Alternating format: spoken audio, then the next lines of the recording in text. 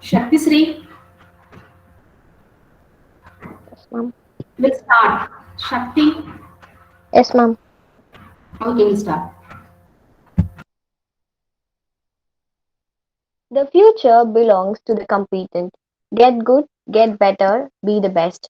A very good morning to one and all gathered here for the AICTE sponsored 2-week faculty development program on the very spellbinding topic cutting edge trends in deep learning approaches.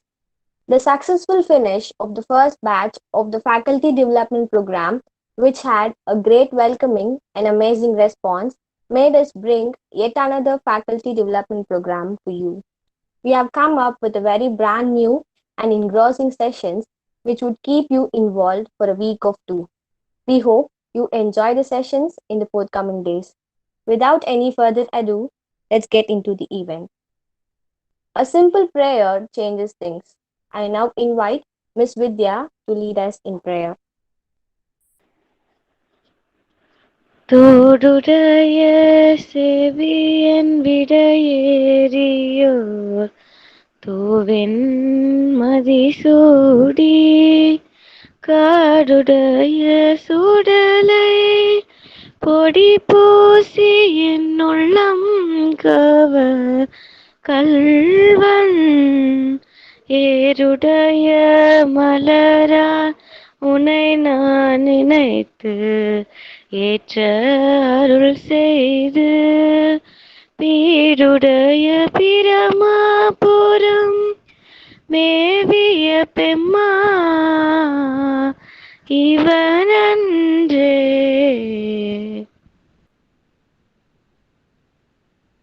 Thank you, Vidya.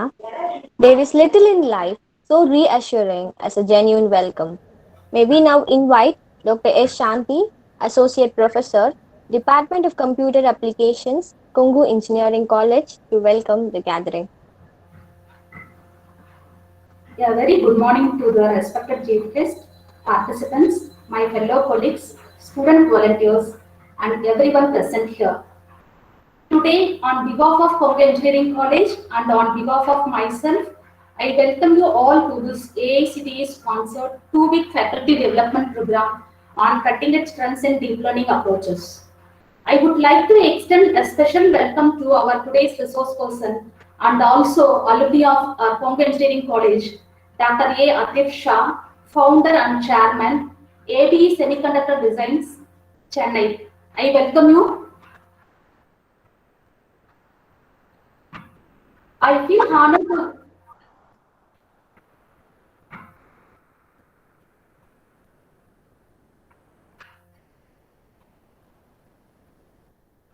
I feel honored to welcome all the participants and my fellow colleagues for taking a keen part in this important program through online mode.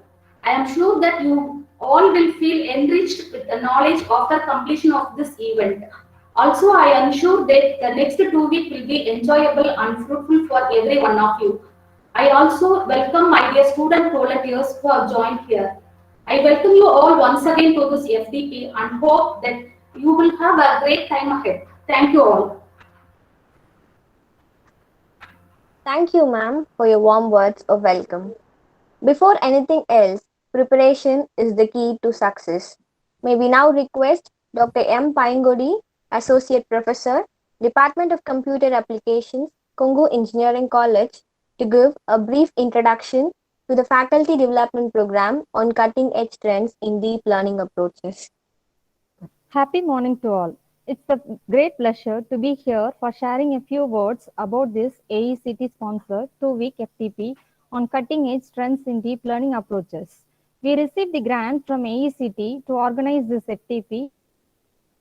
The first 1611 to end on 2/12/2020. Around 75 participants was participated all over India. 53 participants successfully completed the course and received the certificate. Today, we are in the second phase. Registration from research persons and PG scholars from diverse parts of India. Selected participants from different cities and industries to attend this program.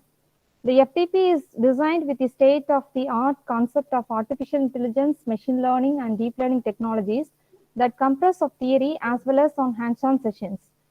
Half of this course is designed for theory, used discussions.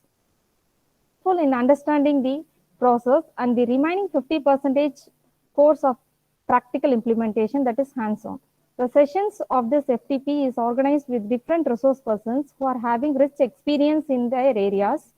I hope this program will fulfill your expectation learning experience with for future. We look forward to seeing your presence with active participation and support to make this FTP a huge success. Hope joyful learning in deep. Thank you, one and all. Thank you. Thank you, ma'am, for your brief introduction. May I now invite Mr. Gaurav Kumar to felicitate the resource person of the day, Dr. A. Atif Shah, ABE Semiconductor Designs, Chennai. Good morning, everyone. I'm Gaurav Kumar from third year MCA, and our resource person for the first session of this FTP is going to be Dr. A. Atif Shah, founder and chairman of ABE Semiconductor Designs. He has completed his BE Electronics and Instrumentation Engineering in Congo Engineering College and ME in Embedded System in Vinaika Mission Research Foundation University. He started as a lecturer and now playing the role of a chairman at technocrat and most importantly, the combination of teacher and the industrialist. Within the span of 15 years of journey, leading nearly 40 plus research teams across the nation, designed nearly 50 plus technology transfers and products, and handled nearly 200 CPU. As a teacher, he has conducted nearly 200 Pan India workshops, trained nearly 5,000 engineers, and awarded as the best project guide by Renaissance Japan in 2008. As the Intel innovator in the year of 2017, he designed major products such as IoT-based dementia caregiving systems, single board computers, hardware-based machine learning algorithm for healthcare systems, wearable device being recipient on the National Center of Excellence in Teaching, New Delhi in 2016. Now as IoT man to machine architect involved in the research technology which are beyond the imagination. He is currently working on edge computing, IoT computing, data analytics using open source cloud system, machine learning algorithms for embedded architecture and cloud platforms. He has handled and designed the communication-based intelligent gateways, going native radio implementation in ARM architectures and SoC like P2401, Jibo, GenQ, Raspberry Pi 3, etc. He is strong in formulation and designing in the machine learning algorithm and cognitive science based on embedded architectures. I welcome you, sir.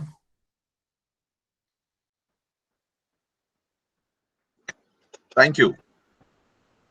Thank you, Gaurav. Leadership is the capacity to translate vision into reality. True to this, our resource person, Dr. A. Atif Shah, is here to take over the dais and all our hearts with him. I hope that each one of us will involve themselves and benefit from the session. Sir, the mic is all yours now. Thank you. Yeah, thank you. Hope my voice is audible, right? Yes? Yes, yes, sir. Yeah. Okay.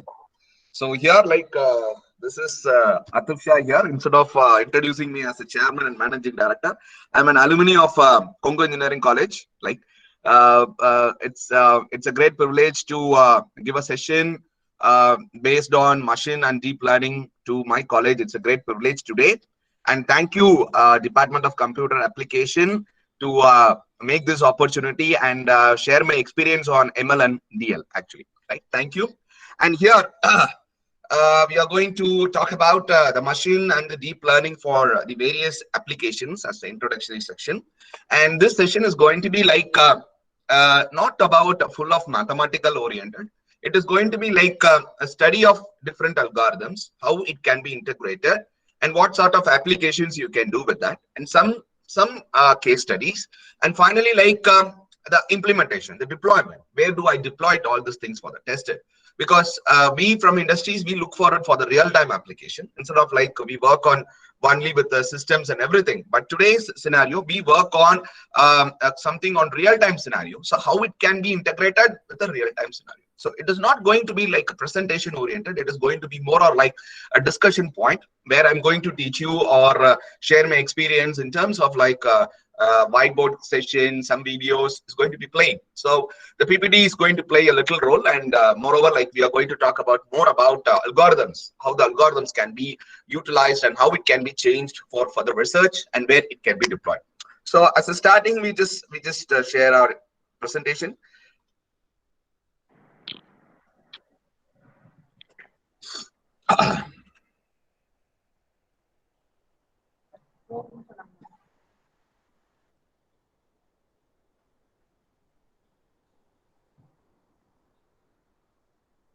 So hope my PPT can be seen here actually, right? So machine and the deep learning concepts actually.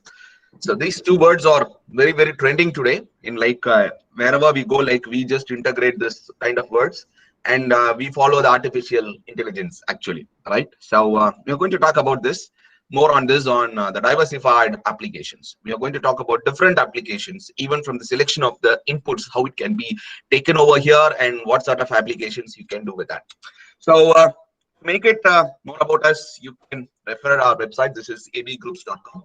So see, like we are working on embedded system, IoT, and the artificial intelligence, and emerged as a top 10 startup in AI scenario in 2019, and 2020 was a great day, like great year for us. Like we have been selected as an emerging company which can change the India's economy. Actually, like it was been like released yesterday, and then we have like a 36 patents in our name. So we work on the different algorithms and a lot of applications. Moreover, I'm from the teaching background, and now we are in an industry test actually, right? So this you can refer our website what we are doing actually. So we'll go away straight away, start with our session actually with the machine and the deep learning.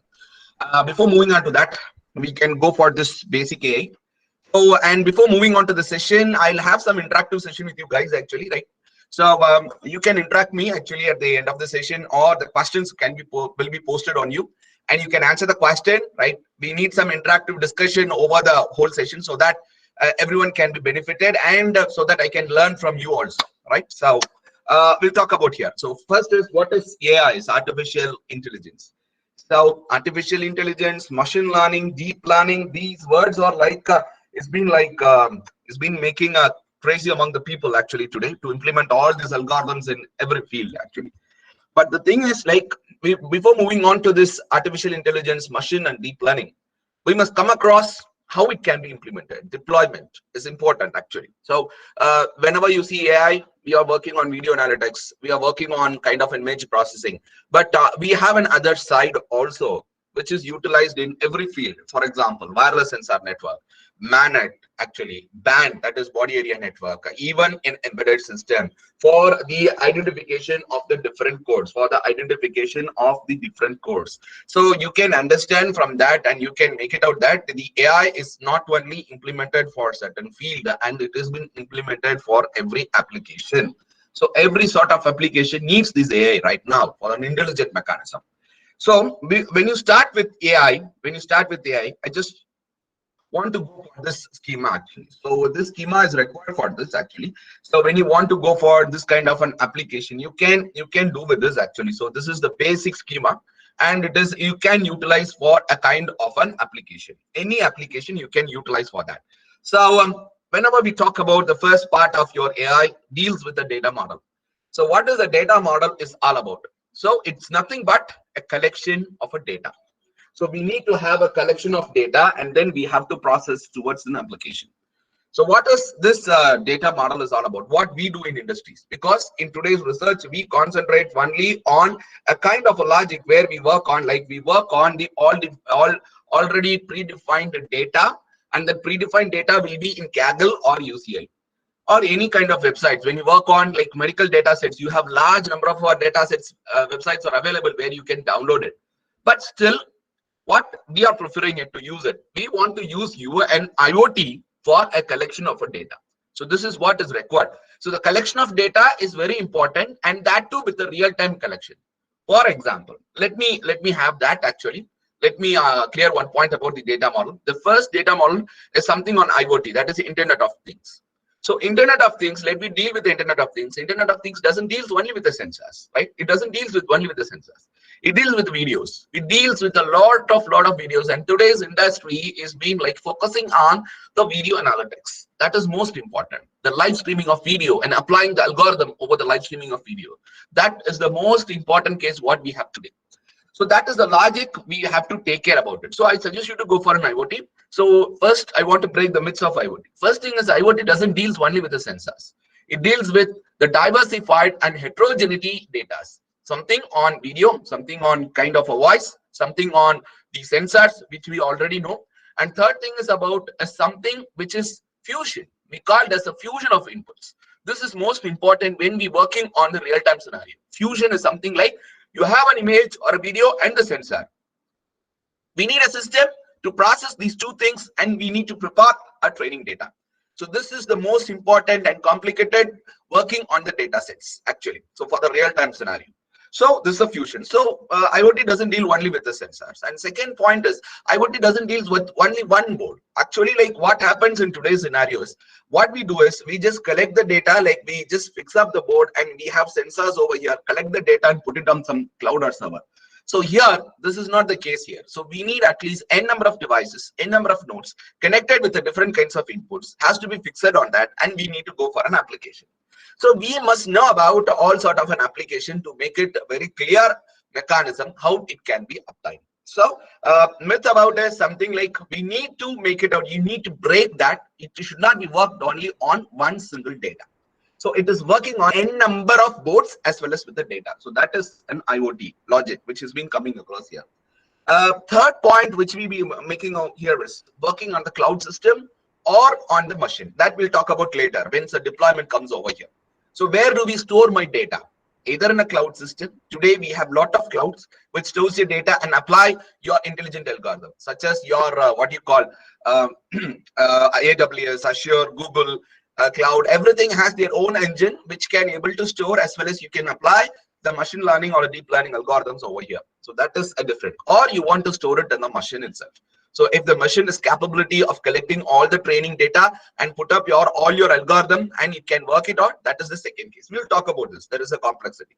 So these are the three things which we have to take care about it. So first thing is about think about the situation where there is a real-time data, and real-time data doesn't deals, when you call as an IoT, doesn't deals only with the sensors. It deals with a lot of application, and the high demand application which is there is video analytics.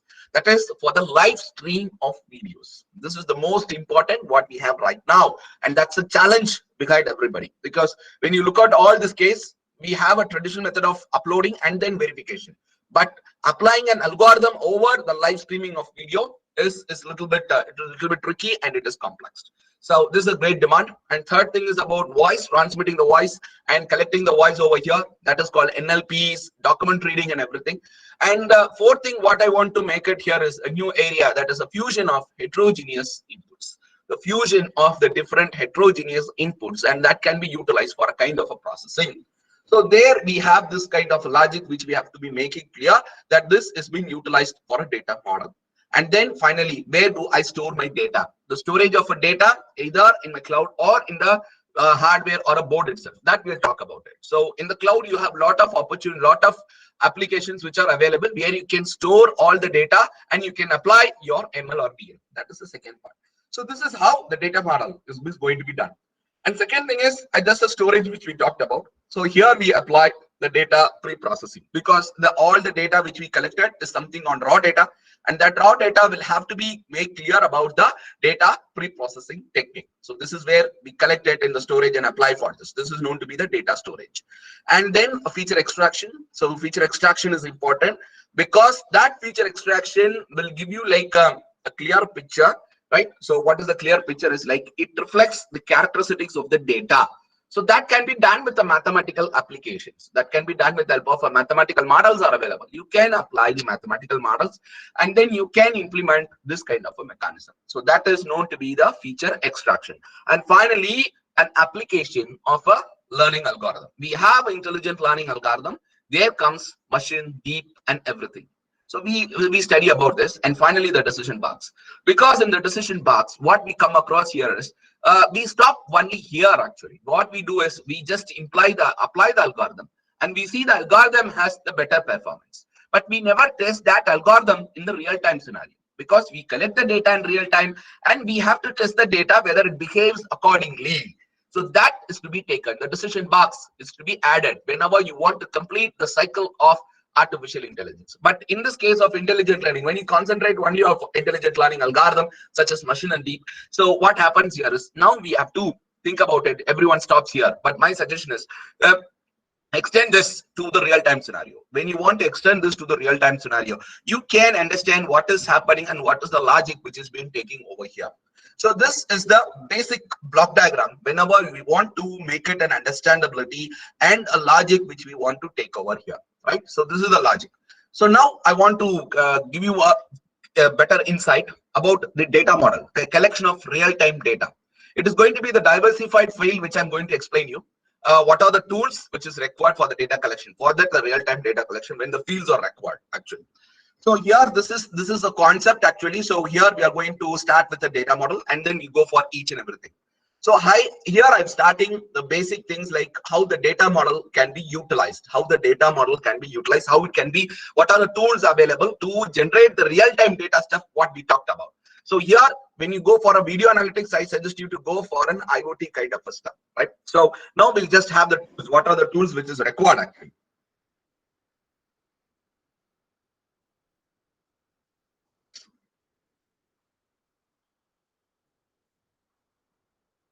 Yeah. So now I'll go for it one by one. So as we talked about, the preparation of a data model requires the most important called an IoT, right? So IoT. And what is the logic here is like the IoT, I told you like basic things and everything. So let me concentrate on the first things of video, how it can be collected and what is the real design challenge what we have right now. So in the video analytics, which is very demand field actually. So I'll just connect the camera. Here, let me assume like I'm just connecting the real tech cameras. Hope you have understood. This is the real tech cameras from GMT actually. Connecting through the board or I'm connecting to any net and bandwidth, I'm just sending to the cloud system. And the cloud will have all sort of an application where I can implement my learning. This is the process. The research challenge, what is here in the video analytics is why I'm considering this is the most important research challenge in, among all this field is. First thing is about, since we have connected, it's a 4K actually, the 4K definition, it's a high definition camera for the collection of a data, and we have a cloud or a board which is connected and process it and sends you a cloud. So here the logic which comes into the picture here is in the camera, like I can modify the block diagram camera into any CPUs, and then it can be integrated with Wi-Fi, and then it can be go for the cloud gateway. Gateways it can interface with the cloud system. Here, this is the logic what we have here. This is the logic what we can come across here, and this is the learning model. This is the learning model what we have. So this is the logic which we have, and what is the real challenge which we have? Why the deep learning or ML is required for this? The first and foremost thing is about us. We need to develop resolution independent algorithms. There will be a typo error. Sorry, guys. This is the most important research problem what we have today. Resolution independent algorithms. This is most important. Why? Because I just connect this camera, I collect the data. My algorithm remains to be the same, right? And I want to like, for example, when my algorithm should be scalable to any kind of a hardware with connected to my any kind of a camera. So this is the most important design challenge what we have. And the industries are facing a biggest threat around this because developing a resolution independent algorithm is something, it's a fishy actually. So this is the most important. Whenever you start doing with the video analytics, kindly understand that. Please develop these kind of algorithms. This is most important. I'll tell you how to develop it. Second important thing is about the video analytics and the resolution independent. So nowadays, like we are working on the security issues. Now the security issues is I don't want to use my, if you're for a face mask or something like that. So what I do is all the features which is being done will be taken in the CPU, and only the features will be sent to the cloud for the analytics. Hope you can understand. That is, whole image will not be sent to my cloud for the security application. And here we need a challenge that the CPU has to be have the different architecture, and that architecture should be able to extract the feature from the images, that too from the video, and then it should send only the features to the cloud for the analytics. So kindly understand, no storage for the personal information in the cloud. So this is the logic. Security, no storage of informations in the cloud system. So this is the logic which we have to take care of. So just correcting the image, make it out, and do the application. So this is what the next scenario what we have right now. And the third thing is about the third recite, and what I'm discussing right now from the starting. It is nothing but live streaming of video, handling the live streaming of video. This is the most important what we have right now. So live streaming of video, what in all these cases we just develop the images, we just have the data sets, collect it and put it on the cloud and do the testing. But here applying the ML and DL over the live streaming of video is a little bit tough actually, and we need some algorithms which can overcome this. Still it is under beta version, it has not been fully implemented, still it is under the beta version. So that is the logic what we have right now. So we have to take care about this kind of logics. These are the three important points why what is the video analytics is considered. And apart from this, you have the traditional and applications for the deduction and classification. So you have this classifications, predictions. So you can connect your cameras and fix your cameras, even though you have a lot of data sets which are available, but still you can use it for a real-time data set. So these are the design challenges in making you to understand how the apply can be application of an ML and DL. This is the one kind you have to understand when you analysis with video analytics. In an application part of your video analytics, everybody knows that video analytics comes for your identification of humans, like identification of humans, diseases and everything. My suggestion is like just go for this kind of mechanism. This is the most important research which is available today. Is autism detection, that is autism prediction, which has been done with the help of your human guide analysis. This is the most important, where we have this real-time video streaming analysis. So autism prediction, you can see in the training, and you can see in the coaching in the sports area, where there will be a camera and the coach will be sitting in the remote room, will see what is and what are the activities done by the different trainees and different players. So the same thing, but still it is going to be different. So like the autism prediction plays an important role in today's world. This application requires like in order to identify who is like you can see the children or kids with the hyperactivity. So there is a system, there is a need of a system where it is need to differentiate the human, that normal hyperactivity, as well as with the autism mechanism. So this is most important thrust area where the video analytics plays an important role, and that too with the analysis of human guide systems. So this is the logic which we have to be taking care over here, and this is what we know. This is using a human guide. This is against a walking style and the facial emotions. Like this is what we call fusion, right? Getting the walking style as well as the facial emotion, fuse it, and we need to go for this. This is another application where to apply for this, and most importantly, giving smart giving system is playing a vital role actually today. So for the smart cradle and for the smart cradle system, and for the taking care of your old age people in your home as well as anywhere, this smart caregiving system plays an important role. These are all the thrust areas, right, where we are applying this video analytics over here. And then most importantly, in the identification, where we have behavior understanding. This is the most important where we are doing it. Behavior understanding of human. This is the most important, right? So this is a logic what we have it. So behavioral understanding of the human. This is another area where it is applied kind of a video analytics, right? So before moving on to this, we have to check whether what is the role of a CPU and what is the role of a cloud, and where do I integrate my learning algorithm. This is the most important scenario. We have to think about it. I repeat once again, what is the role of a CPU and the role of a cloud? And third thing is about where do I implement this learning algorithm for the understandability of a machine. Do we implement on the CPU or do I implement on my cloud? Right. So this, please remember this point, because we'll talk about later about this for the deployment. So this is all about it. And we have a video processing, and you will be in the traditional method of medical image system analysis of medical image systems. These are the another area of what we have right now. So this is, we are working on this transmitting the ultrasound videos and everything, where we have like thinking about the communication sector for the video analytics. This is the most important. Talk about the case study. These are all the areas where we have this medical image system, smart caregiving, autism prediction, identification, and the understanding of the behavior of the human. That is most important actually. And this is a kind of a video analytics, right? The second application for the real-time data, when you consider for the networking sector, so when you want to network something on WSN, something on a kind of a situation on VANET, on BAN, everything. So I suggest you to go for this. You can go for a real-time scenario, right? So with an IoT, connecting with the sensors, and you can connect it with the CPU, and then you can connect it with what we talked about. But when you want to have a cost effective, when you need to implement a lot of stuff, because to get the data, you need at least hundreds of sensor nodes or 150 of sensor nodes made it out. So this made us too complex for us to understand. So we have a software tools which can give you an exactly all about your kind of real-time stuff. So first thing is about, I want to make an OS quantity OS. So this is something on IoT based networking. This is utilized for data set collection. When you want to have the IoT based of networks, that is, this kind of application can be utilized to get it IoT routing mechanism.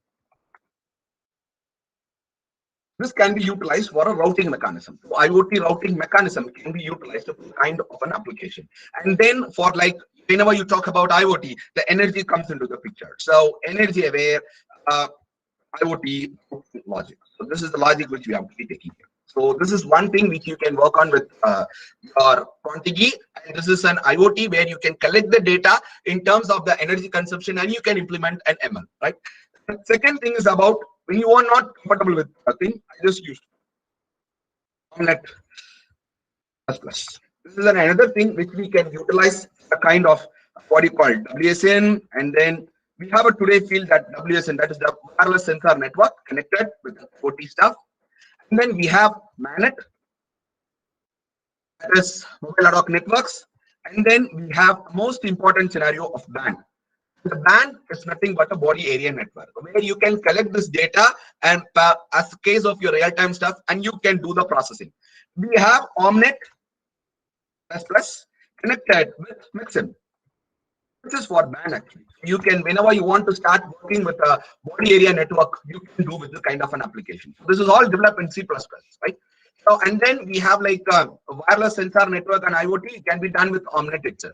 And then we have Omnet connected with Sumo software. And what is it actually utilized for? It is utilized for the vehicular networks traffic prediction. When you want to have this kind of a prediction mechanism, what this software will have this. The Sumo is a mechanism where it can relates with a Google map, and it can give you the correct and mechanism of your the data set, real-time data sets of your traffic. So that can be done with the help of this. So Omnet, you can utilize that, and from the Omnet, you can utilize with a kind of an application. So this is one kind of a thing where you can use for this. And then for a MANET, again for a WSN, IoT, and MANET, I suggest you to go for a Omnet. This is standalone tool will have this kind of an application. So this is one kind. When you want to operate for a 5G area, there's SIM 5G network, SIM 5G, and Omnet. These are all the tools where you will give you a real-time scenario, not like a real-time scenario, but real-time stuff, which you can collect the data. I'll explain how it is with the case studies, right? And third thing is about, that is for the networking side, what you can do it. When you talk about a network side, there comes the security issues. So cyber security, right? When you want to work on a kind of a cyber security in the connection of interfaces, routers, and everything, then I'm going to suggest you for this Omnet, where you can even simulate the hundreds of data, sorry, thousands of PCs, nodes, and you can generate lot of attacks over here. A lot of attacks can be generated here.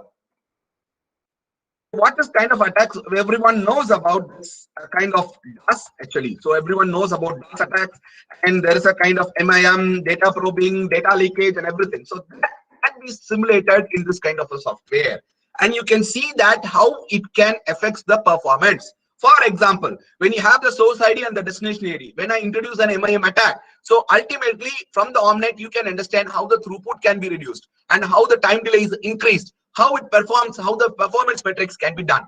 So you can able to take over this kind of data. If you run the software and introduce your attacks by randomly, you can ultimately take around like even lakhs of traces of real-time data, and you can make it an analysis. So this is what is utilized whenever you want to develop an IDS, an ML based or DL based IDL. This plays a very important role for a kind of an application. And when you talk about this, the most important cybersecurity attack, what we call as a side channel attack. It's the most important, but I suggest you to go for a real-time data set, embedded processes integrated with any kind of an encryption. So this is another area where we have to take over here. Right? This is the logic which we have to take over here. That is embedded CPU, transmit your images, and from the images we need to understand, integrate with the AES, because SEA will happen only after the encryption, right? It happens only after the encryption. So how does that kind of attacks can be understood? That can, the raw traces can be done with the help of an embedded CPU, with the help of an AES encryption. So you can run the data and you can see you can capture the power traces, calculate into a pre-processed data, and you can apply for an ML and DL. So this is something on the cyber security application where you can utilize a lot of attack simulations and collect the data, because data set, when you want to give a learning algorithm, the data must be a normal, as well as it should know what is the effect of the attack on the data. So these combinations make the learning algorithm to understand, okay, this is what is happening and that is what is happening. If you don't only give the normal data and ask to recognize the attack data, it won't do it. For example, if we study for the cyber security, if we are asked to write for any kind of an electronic subject, we can't do that. So whatever the model which is to be trained, all these tools will give you a wide and diversified areas of data, raw data, and that data can be utilized for an machine learning or a deep learning algorithm.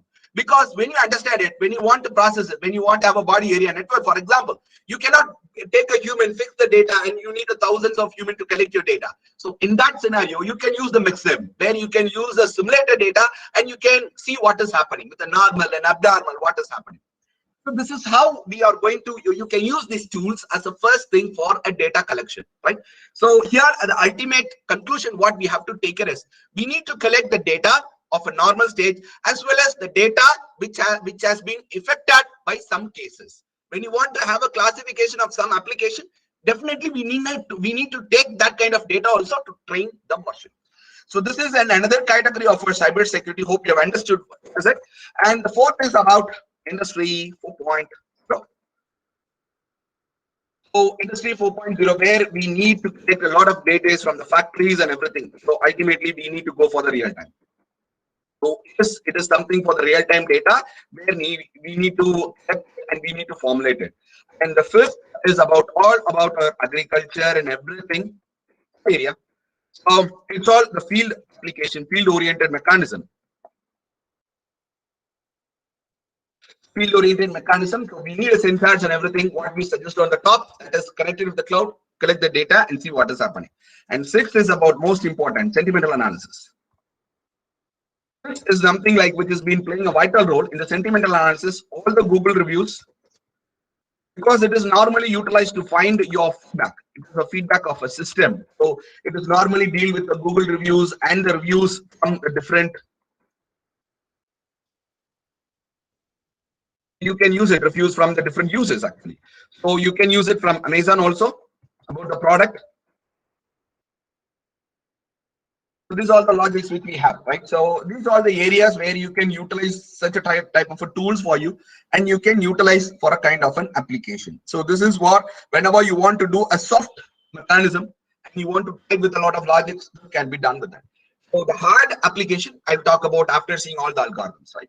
So this is how the logic works on. So this is how the logic works on. And these are all, you can use this kind of a tools for you and you can utilize for the further application.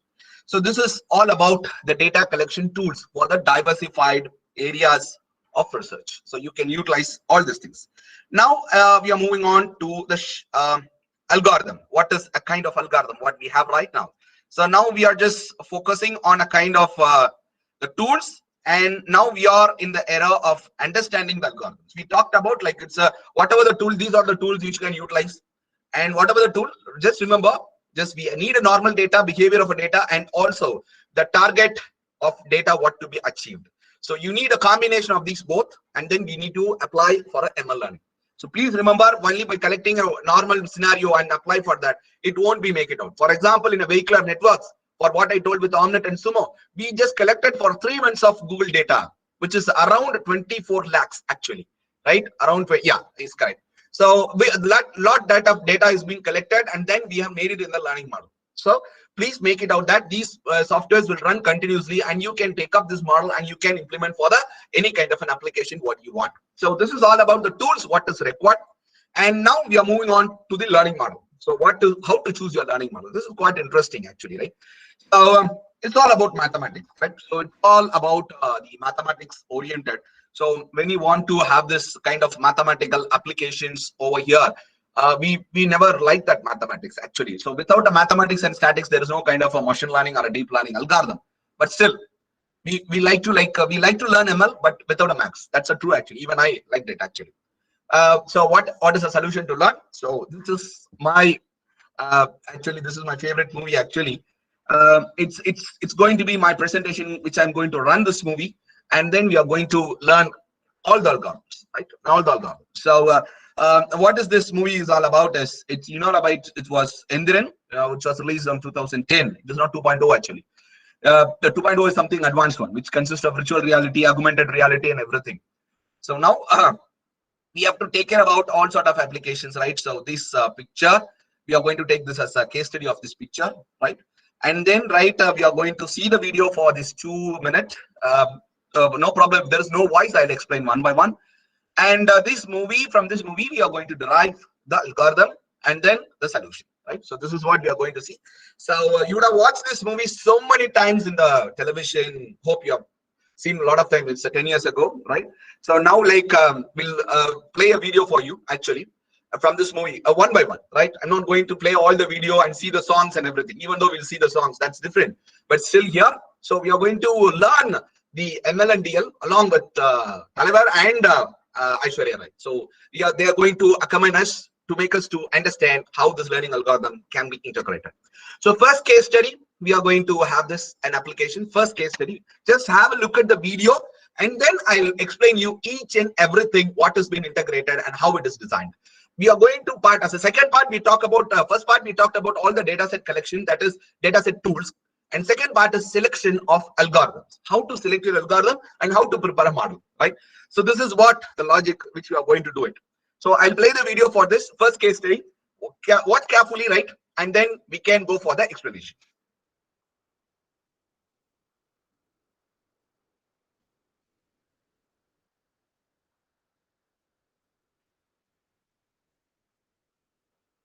So hope you are seeing this video.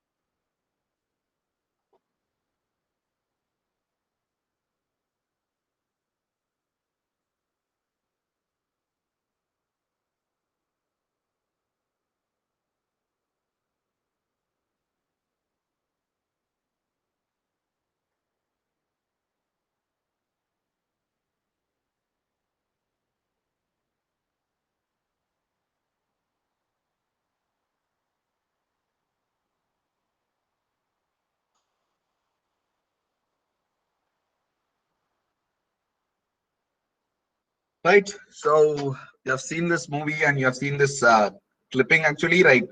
So now we'll put up one question over here, right? Uh, what is the exact problem you have seen in this movie? Sorry, in the video. Can anyone tell me? Like, I need some answers. Even you can make it in your chat box also.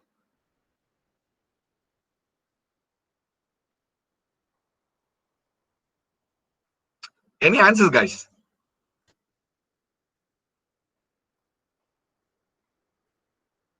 Any answers for this actually? What is an exact problem what we have right now in this movie actually?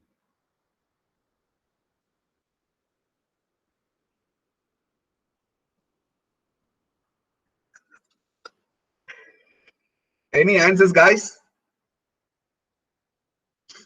Okay, so we got it. So super. Many faces, identification of fault one.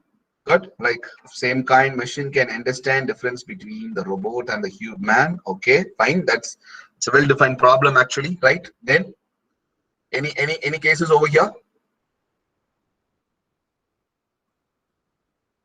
Okay, man and the machine. That's fine. Okay, right. That's fine. Actually, differentiation between the man and the machine. Okay, that's fine. Okay, so we are getting some answers over here. Fine, that's fine. Sentimental analysis by face. Actually, Aishwarya Rai face. Oh my God. So we have been dealing with only with Aishwarya Rai face. Okay, okay, that's fine. Actually, right. Intelligence. Okay, right. So good answers, right? So I'm very fascinated with this answer. Actually, the sentimental analysis by the Aishwarya Rai face, right? Because I never thought about it. Okay. Oh, thank you. We got some idea, right? Any other thing? Facial expression detection. That's fine. Actually, good. We are getting a lot of answers right now. Fine. So let me explain. Okay. So let me explain here. What is a problem statement and how it can be done? Okay.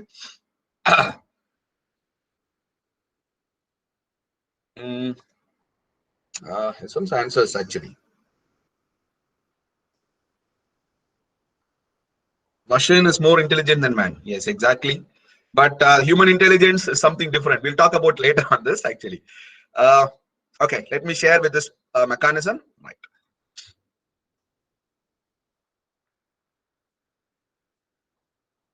Now we'll move on to this. The first analysis of your logic. Actually, we come here. The first model. Okay, so first model.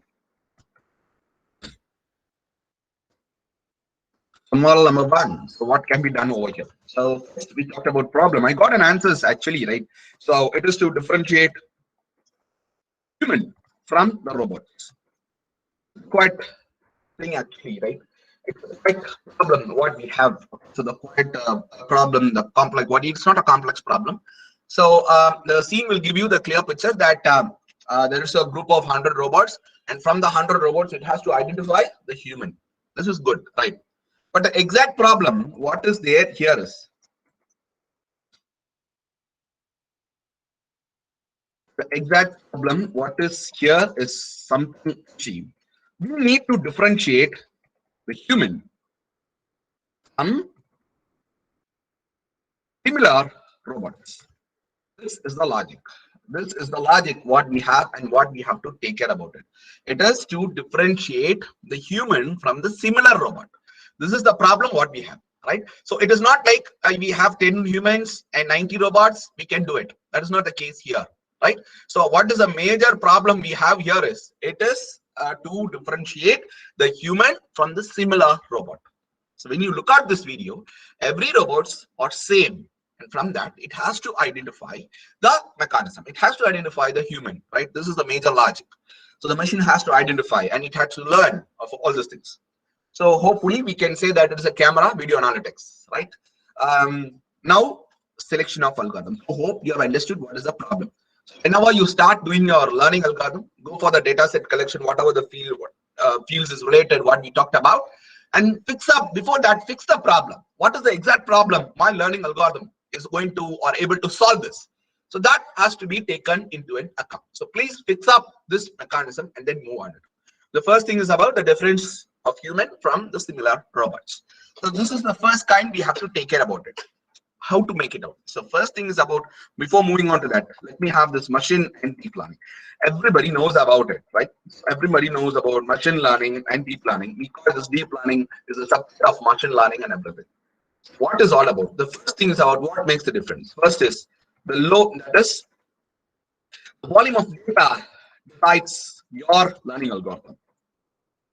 Volume of data decides your learning algorithm. This is most important. And when you go for a machine and the deep, right? The whenever you can't define a size, right? You can't define the volume of data is less and volume of data is high. We can't make it honest. Depends upon the volume of data. You have to choose either machine or the deep learning. This is the most important cases, right? So for this case, we can understand like for the kind of 10 data, like for this kind of your what do you call, like if you have a 5 GB of data, and you can see what is happening with the machine learning. And if it is going beyond that, we need a lot of data to be trained. Definitely, we need to go for a deep learning. Why it is for example, let us assume like the 6th standard student has been going for a study of your 6th standard syllabus. He can be trained only with the 6th standard syllabus.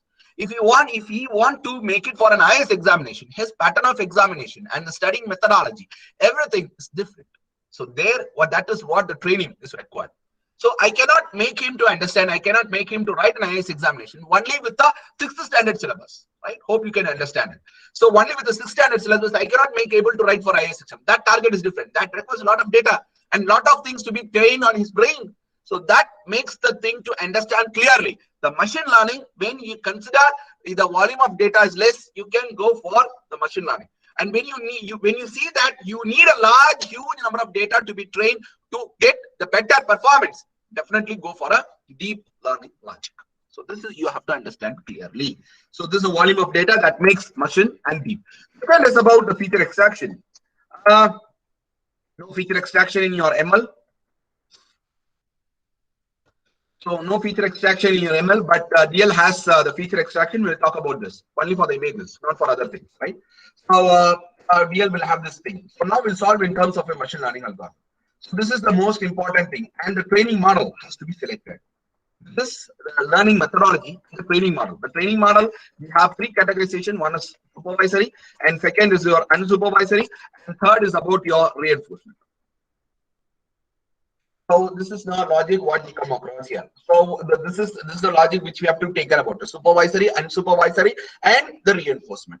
I'll apply one by one for an application, and you can see where the reinforcement is applied and where supervisory and unsupervisory is applied over here. The first thing is about here is supervisory. It's a common definition when the inputs and outputs are known. Very simple. When the inputs and the outputs are known, we call it as a supervisory model. And unsupervisory, we don't have the outputs, only we need to work on the processing of inputs. This is called feature selection and everything, like we'll talk about later. This is known to be the unsupervisory mechanism. Reinforcement, that is completely different. That is a self-adaptive learning algorithm. We'll talk about this, how it is applied.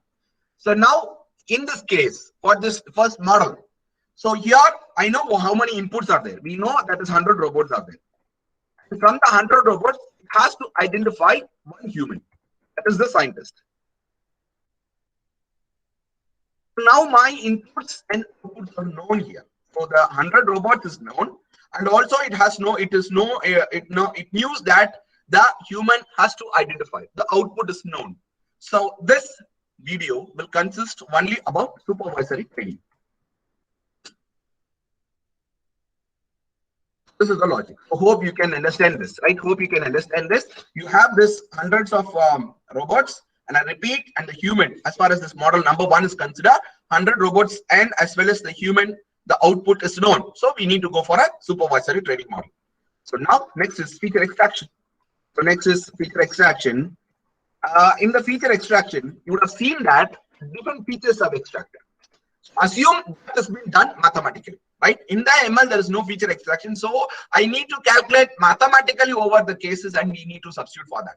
So assuming I'm conducting mathematically and substituting it, right? So for this feature extraction, what can be done over here? So first feature extractor, what has been done here is body scanning is being taken. And then you can see something like the sweat is controlled and breath rate is controlled. And then cutting is, when you cut the body, it should show some blood. If that is not the case, it is a human rotation. These are all the features utilized in this video, right? So we'll you now it's a condition for this. So I'll make it only one output is to be considered. So I'll make it as 1 for the human and 0 for the robot. This is the two cases what we have right now. So 1 for the human and 0 for the robot. So numerical values, right?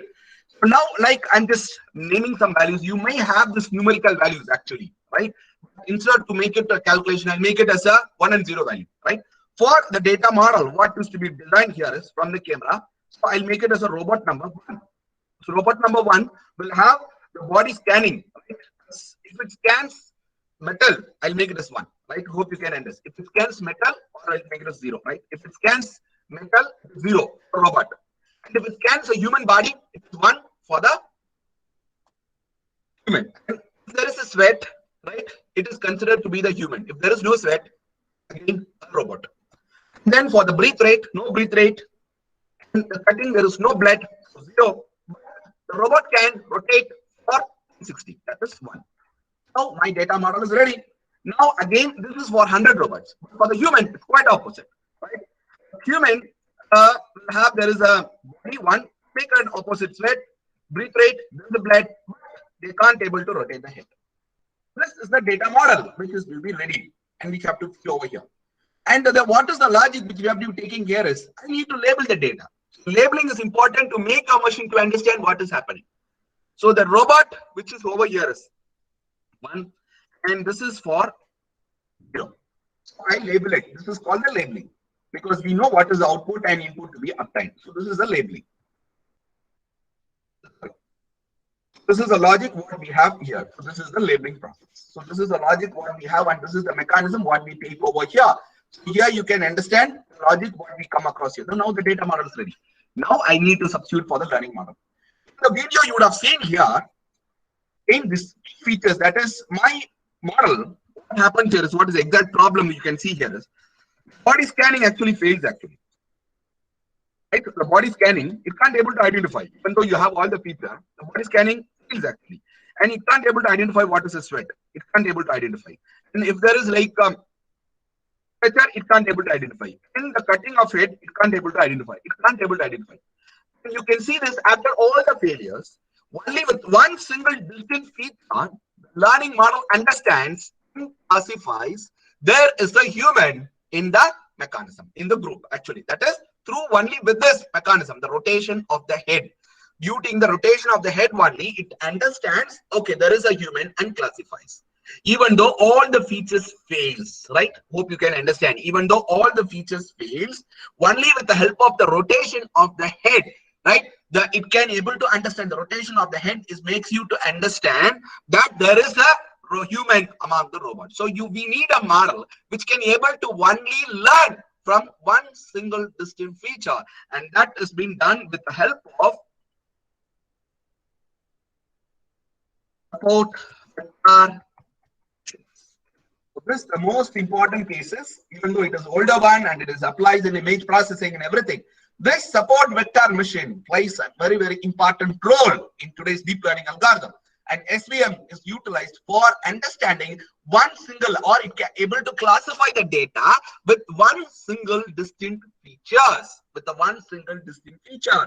So that is being done with the help of your support vector machine. So please remember, when you want to classify the difference of data from the similar group of data, kindly adopt this support vector machine. This is the most important and most important. So that's why I'm just saying you to whenever you start doing it, fix up your problem. Whenever you go for that, fix up the problem and go ahead with the logic. So support vector machine is being utilized. You have a lot of categorization with the support vector machine, kernelized, not kernelized, linear, everything. But still, the idea remains to be the same. Depends upon the brain of your SVM. You can do the wonders with the SVM actually. The support vector machine, please remember, whenever you want to have the difference of data from the similar group of data, then you need to go for support vector machine. It's an older one, but today it has been utilized along with the deep learning, right? So this is one kind of an application, selection of the learning model, right? Any doubts, guys? Because we can move on to the next model. Any doubts? Any doubts, guys? Hope you can understand. Yes? Yes, you can proceed. Yeah. So that's fine. Now, like the logic which can move on to this here is the deployment. Where do I deploy it? How to deploy this algorithm?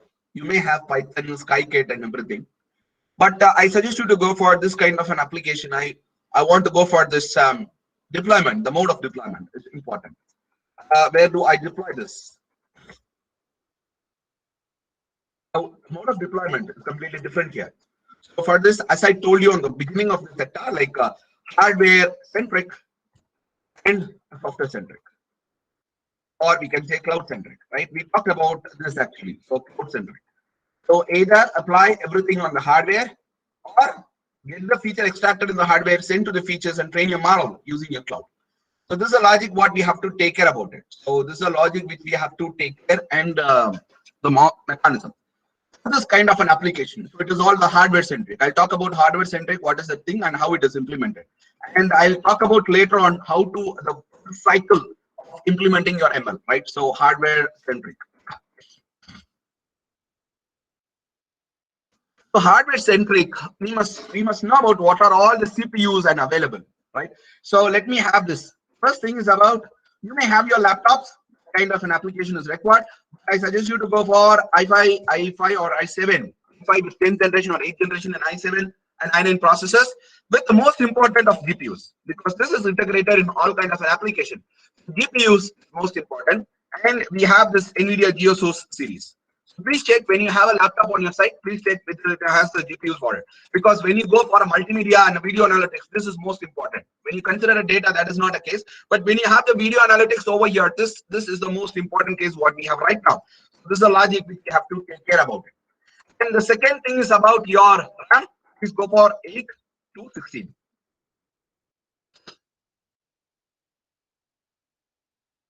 So this is the logic. So 8 and 16 GB of memory.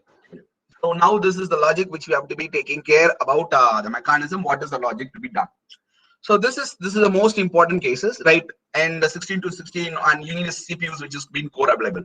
But when you want to design your devices, when you want to develop your devices, you need some standalone CPUs to work on that.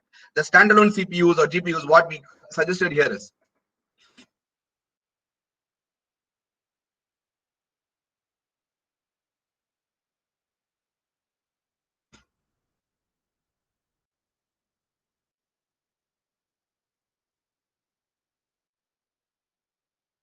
most important. So sorry for the your typo error actually. So sudo embedded GPU enabled. This is the most important cases. So NVIDIA Jetson Nano, and this is a board which you can deploy all your video analytics in the CPU itself with a CUDA enabled. CUDA is something like you can enable your processor speed with a multi-cores which is integrated over here. You can increase your pipelining and everything to increase your speed of your training. So that has been done with the help of an application. So here, this is the NVIDIA Jetson Nano, and then we can use RISC-V architecture. You can use the RISC-V architecture over here. You can use a RISC-V architecture, and the board we want to talk about is MaxiPi boards. Logic here is very simple, actually. So this is a RISC-V architecture, and it can be utilized for the MaxiPi boards. So these are all the things which is available in the industry. Actually, we are working over here, and if you want, if you're not comfortable with that, you can start with basic. Still, you won't prefer this. I'm saying why later on, and then it's something on working on SOCs, that is system on chip. So these are all the things which are available when you want to develop a standalone intelligent machine for a mechanism. So standalone intelligent machines, right? Standalone, and these things are utilized to develop your, when you work with the simulators, what I talked about, and want to see what is happening. So you can choose this. But when you want to develop a kind of an algorithm on the machine and you fix it on the real-time scenario and it has to act according to the environmental sector, you can utilize these kind of boards which you can deploy the real-time application. Now this is over. Now this is the thing. The tools which is being utilized in all these things is everything is Python. Actually, everything is Python. Now we are working on MicroPython.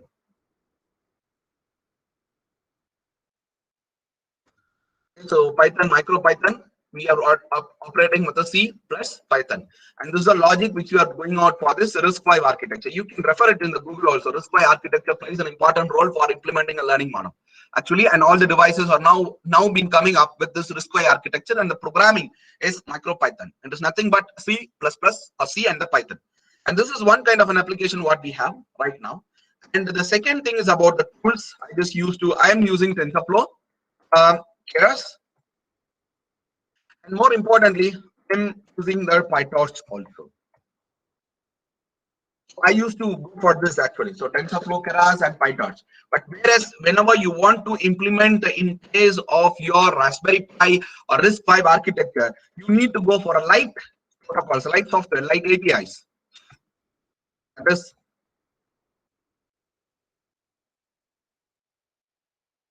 the logic. You have to use this kind of a tools for this kind of an application.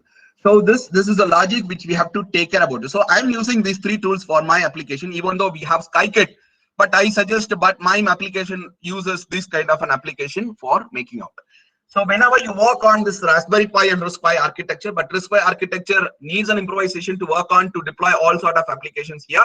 And nowadays we have this TensorFlow Lite for this. So you can implement and see what is happening.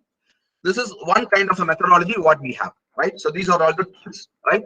And then we are going to talk about this first model we solved with the machine learning, and the second model we are going to how to solve with deep learning.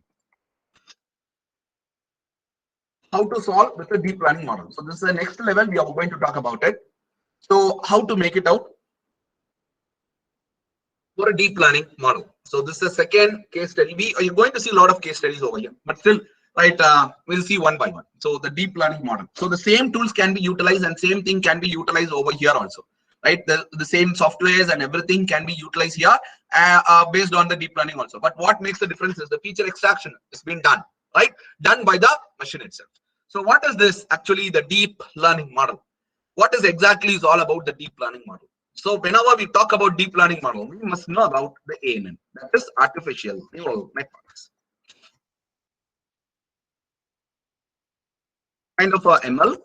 And now, like you can see here, most important cases what we are doing right now is it is resembles your part of a brain, right? It is a brain. So we have an input, and then we have what we call as a brain, and then output. Very simple. In a ANN, we have inputs, and these is all called hidden layers.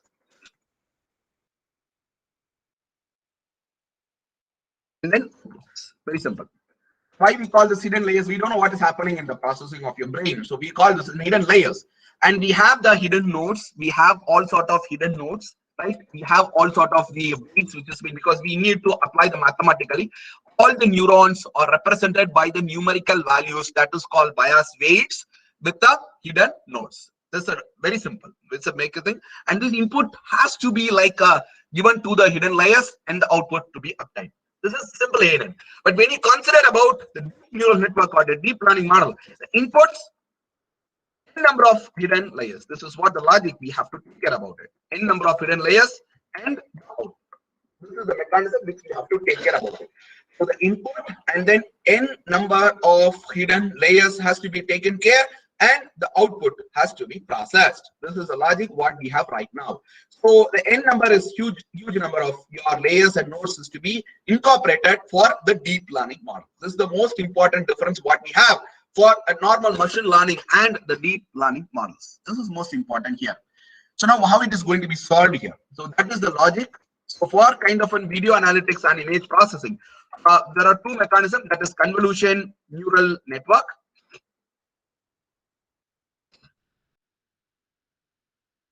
Then GAN,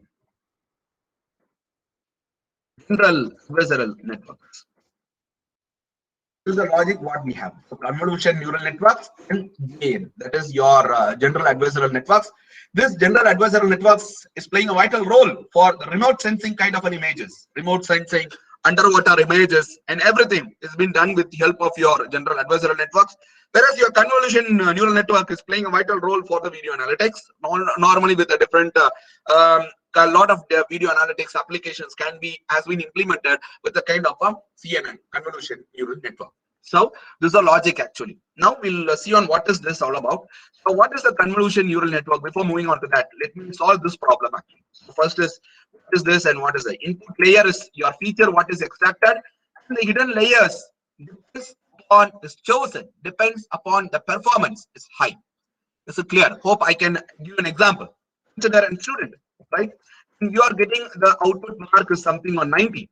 What happens is like getting a 90, you will have a phases of examination or phases of training. For example, first training is making him to understand clearly. It's an example, right? Number of tests, right?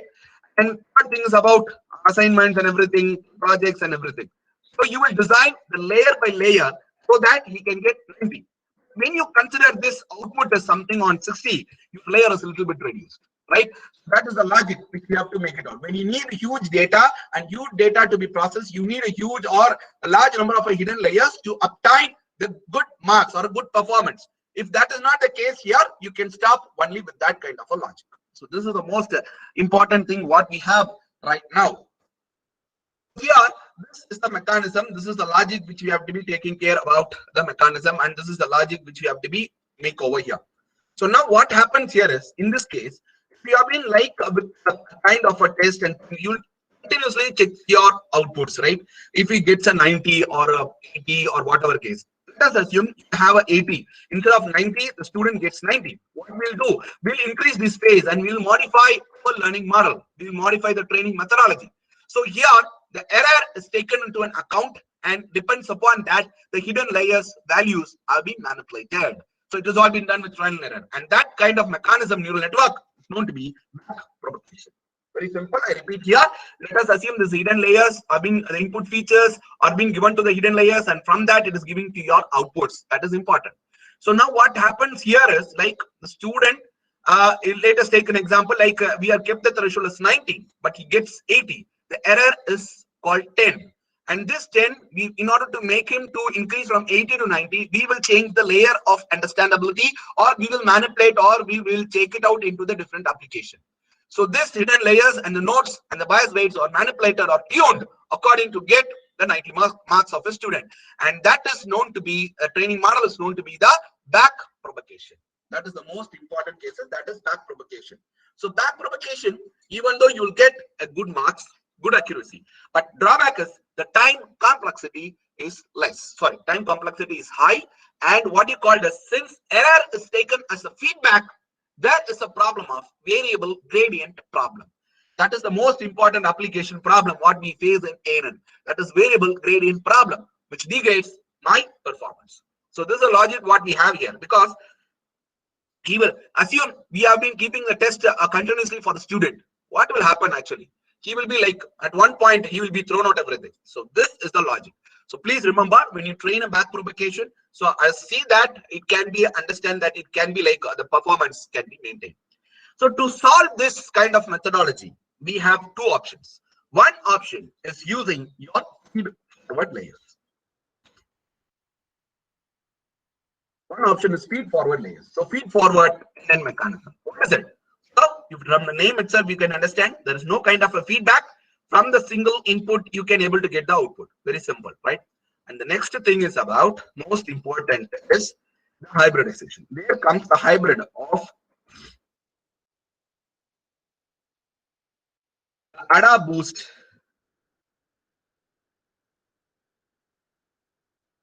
ANN. Not only ANN, any ML. This all things it is known to be ensembled. Whole thing is known to be an ensembled. So this is the logic. So the hybridization of ADA boost with the ANN. How it has been done? Very simple. We'll take this as an example. It can be applied for the feed forward as well as for your what you call as a back propagation. So here, what is the logic which come across here is like you're getting a test and everything. What do you make it as? It's an example. Don't think that you are doing it actually. So instead of back propagation, what I'm going to do is I'm just seeing is my known student. So I'm seeing that he should get 90 marks. So what I'm going is 80 is boosted 90. This is another criteria which is called. So 80 is boosted with a 90. This is the logic. So this has been done with the help of what is the threshold which is being kept aside, and you can utilize for boosting your algorithm. This can be utilized for boosting your algorithm, since for you can maintain with the help of even with the back propagation, but with the reduced iteration you can reduce it, and with the help of that you can boost the algorithm with that. I'll tell you a basic example, right? For example, the first iteration, we can as a first test, right? What has been called, you will be doing in your assignments and everything. What you'll do here is you'll have the assignments, marks, and attendance. Let us assume these are all the features. The student is your data. Let us assume it is 85 and like what you call this 80 something, you got the marks, and 89 something like that. But the average value, if you take, can you understand my word? Average values to be taken. Let us assume it is 88 or 85. You have a threshold that it is to be 90. What we'll do, we will boost this 85 to 90.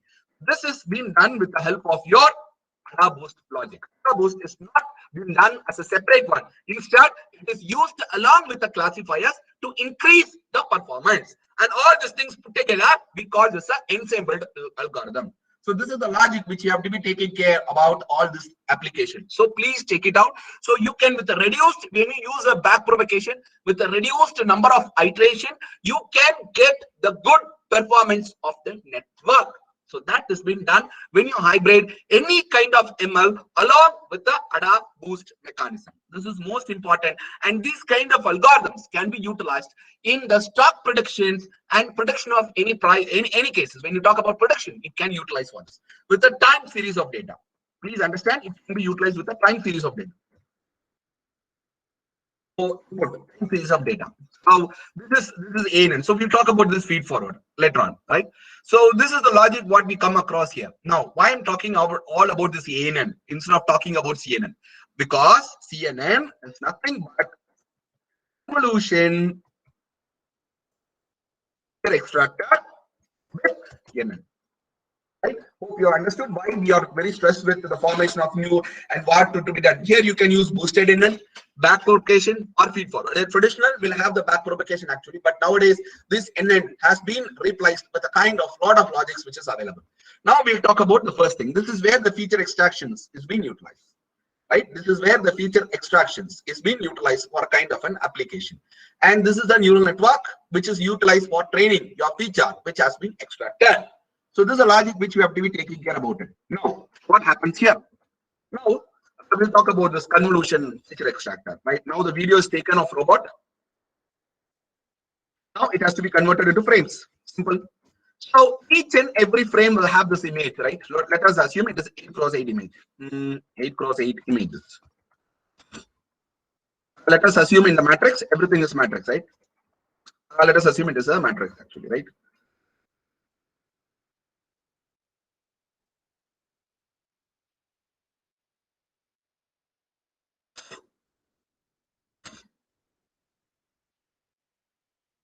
These are the matrix, right?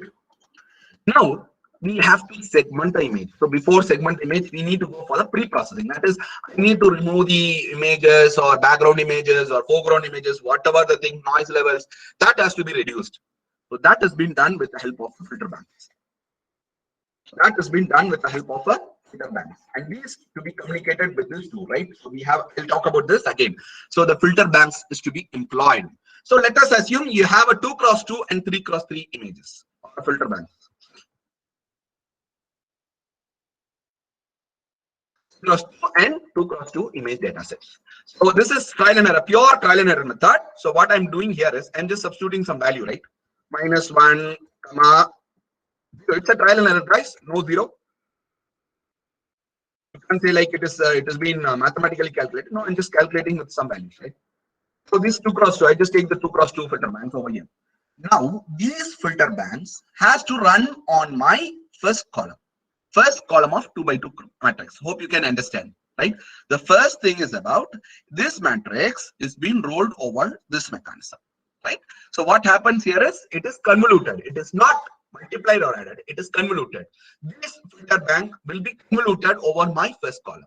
Right? What is convolution? Is nothing but it consists of multiplication and addition in a single feature, and then with the shifting and folding. Nothing but 1 by 2 this filter banks is being multiplied and added, I'm getting some values, right? Let us assume it is 1. Again, it is shifted to the next column. 2, 3, 5, 7 will be multiplied and accumulated with -1, 2, -2, and -3. I'll get another value. You can understand what is the logic. Again, you are getting another mechanism. It continues for that.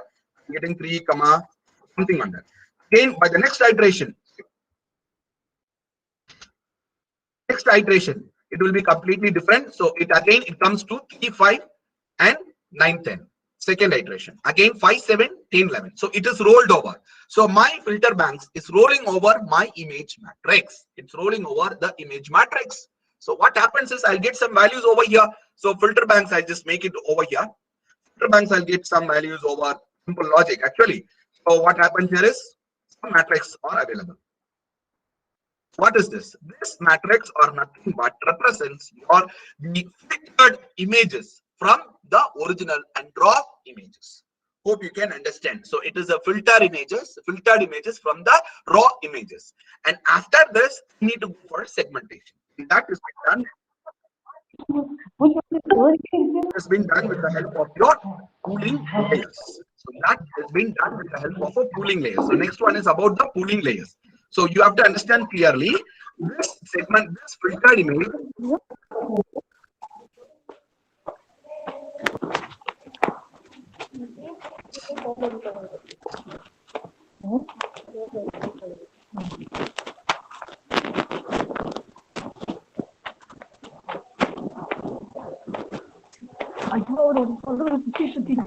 So pooling layers actually.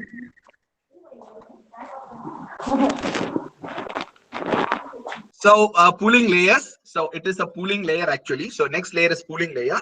You can see here this is a logic which we have to understand. So we have got the filter, and the pooling layer is nothing but getting segmented images. So what happens is you have a lot of things with the layers, max layer, max and min max, linear, max min, everything is layers there actually. You can utilize it, and from that I can get the segmented images, and from this you can extract the features. Very simple. These are into a one-dimensional mechanism. Yes, maps. These feature maps are utilized for the training.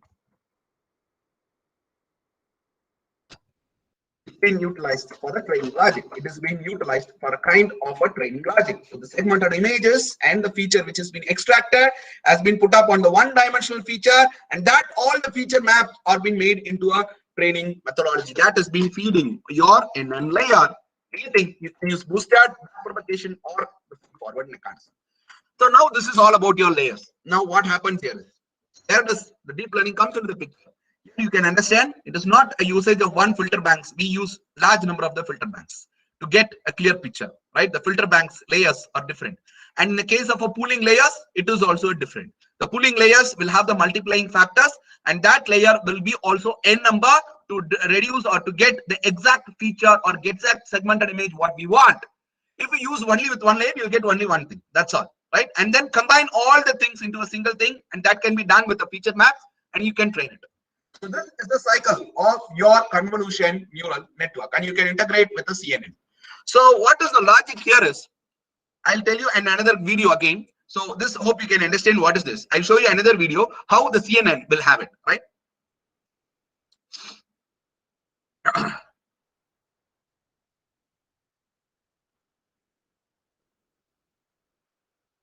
So I'll play the next model to understand how the CNN works.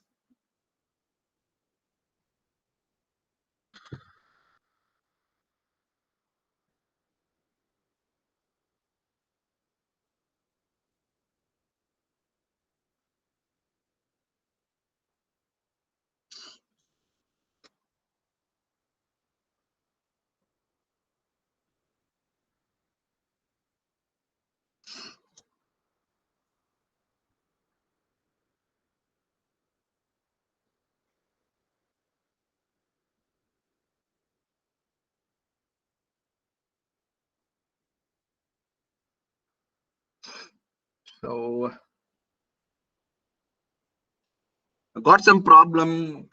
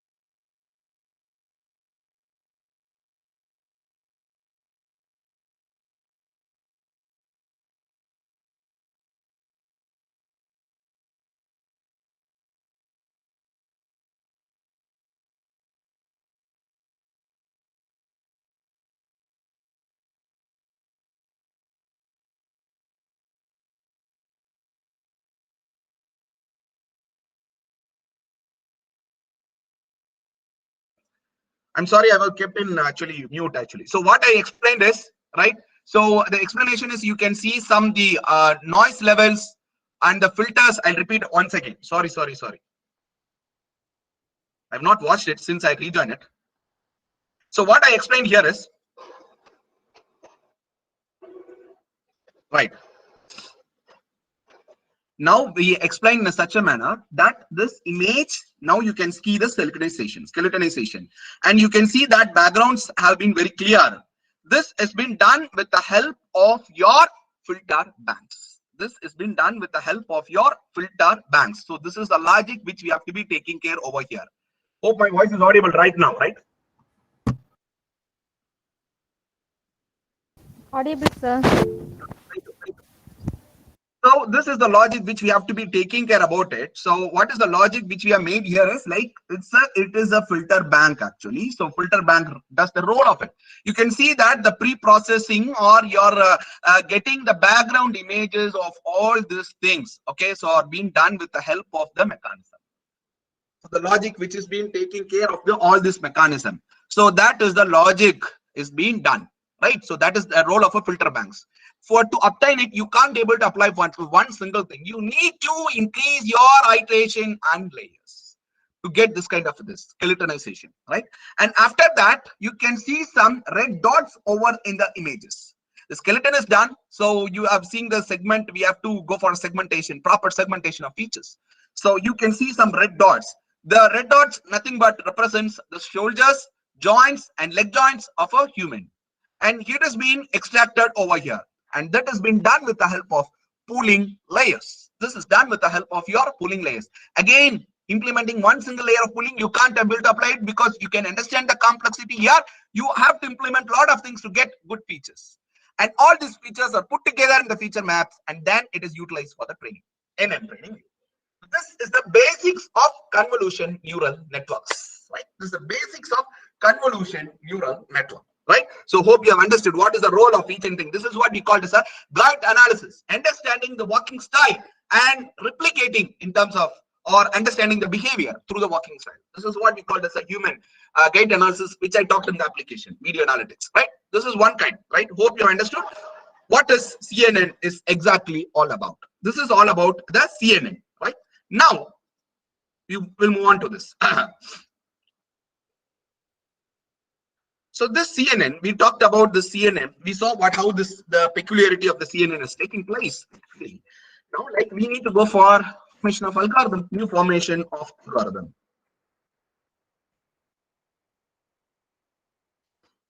Formation of algorithm.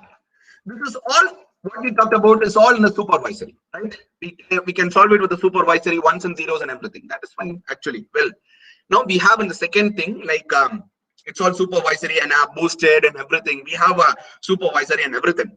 So what is next thing is about us. So we talked about convolution.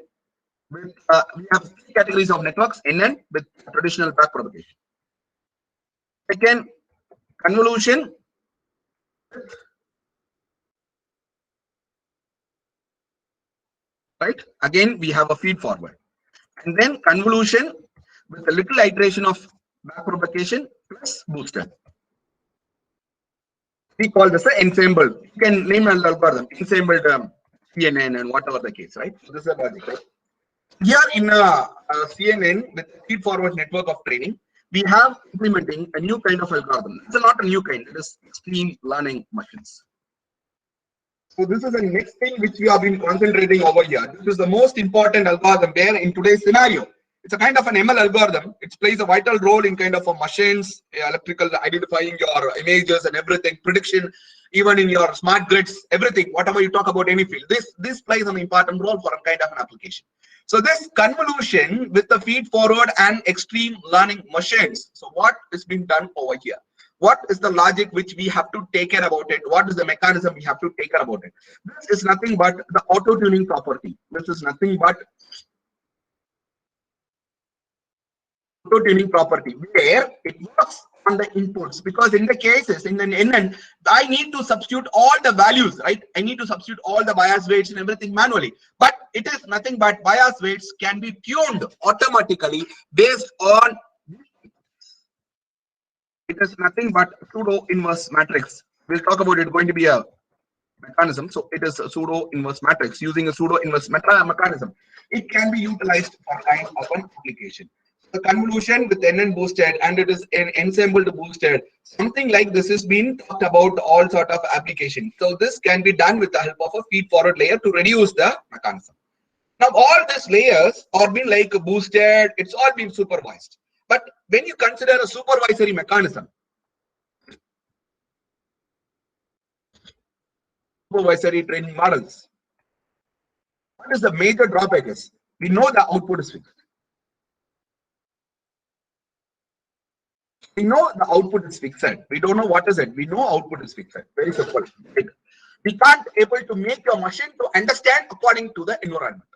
Right? It can't able to understand because the outputs are fixed. If you want to make the upgradation of your input, right, you need to increase the data set, and you need to upgrade your data set and make it out. This is a major drawback in the supervisory model. So to overcome this, whenever there is a dynamic situation, dynamic category of taking a decision, I must go for this reinforcement. You can understand what is reinforcement, why it is utilized for. Reinforcement learning methodology. Kindly make my word, it's a learning methodology. And the deep learning is something like a learning methodology, or we can say reinforcement is a training model, which you are going to make it out. So it is a self-adaptive.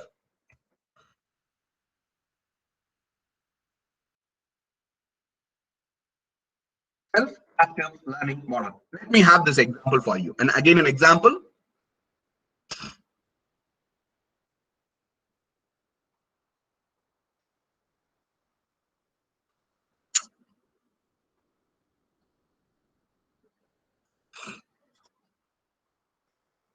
Again, an example for you. The same video I just played here. Yeah.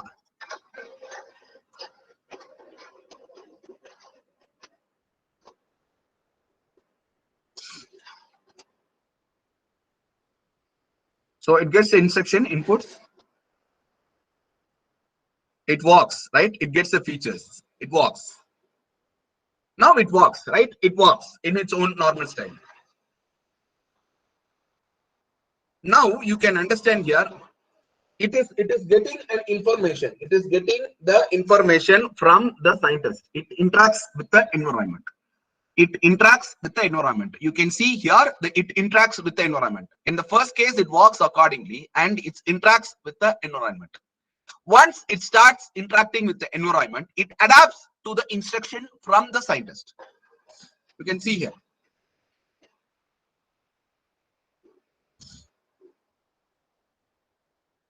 Right? So this is reinforcement.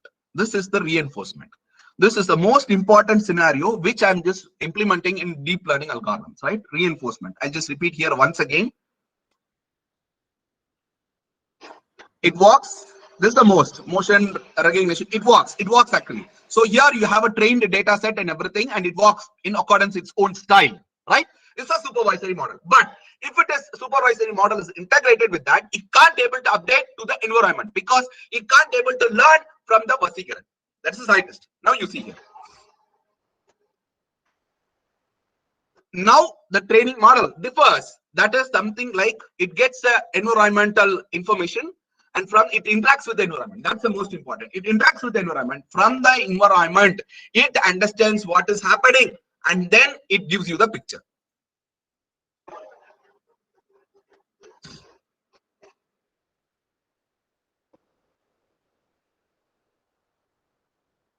This is the reinforcement mechanism. This is the reinforcement mechanism.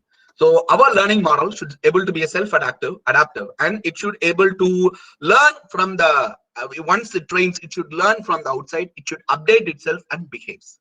So wherever you have a dynamic model communication, a dynamic mechanism, you can use this reinforcement. Now the deep learning is now been converted into a reinforcement methodology. Right? I'll share for this. I'll come to this. Why don't we have many works related to unsupervised learning? I'll come to this. I'll have a solution for this. I'll come to this.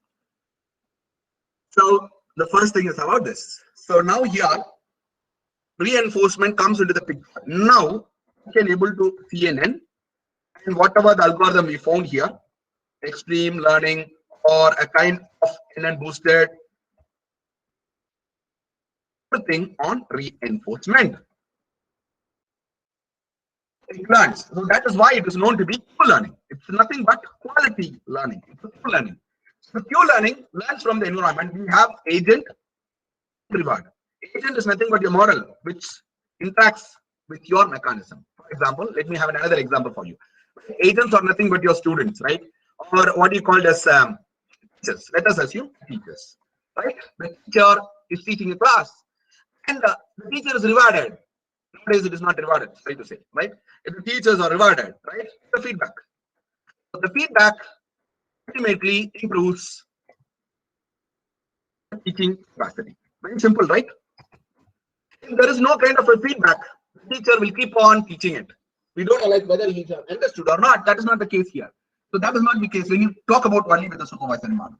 So here the logic which is to be taking care. So the logic which is be taking over here, we have to understand the mechanism. So it improves. So this is the logic what we have, the mechanism. So that is the logic which we have to take care about it, and that is the mechanism we have to taking about the mechanism. This is improves your teaching mechanism. So the CNN with the extreme learning and reinforcement and improves the teaching mechanism which has been there. So you need to understand clearly about all these things. So that is why the reinforcement goes into the picture.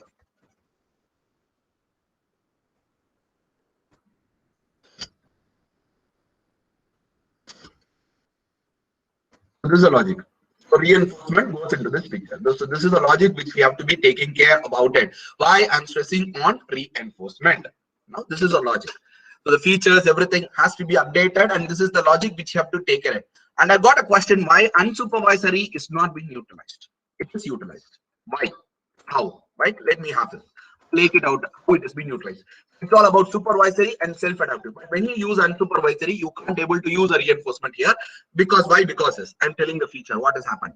In the convolution neural network, actually we talked about the three different layers. That is one with the layer of CN, that is one with images, and one with what you call it as filter, and second is your tuning, next is your pitch maps, and then a training model. In the deep learning, also I'm sorry to I forgotten actually, right? Here in the CNN, we can also implement any kind of a machine learning algorithm. That is CNN. As I talked about CNN, so convolution along with SVM utilize here. This is another hybrid algorithm.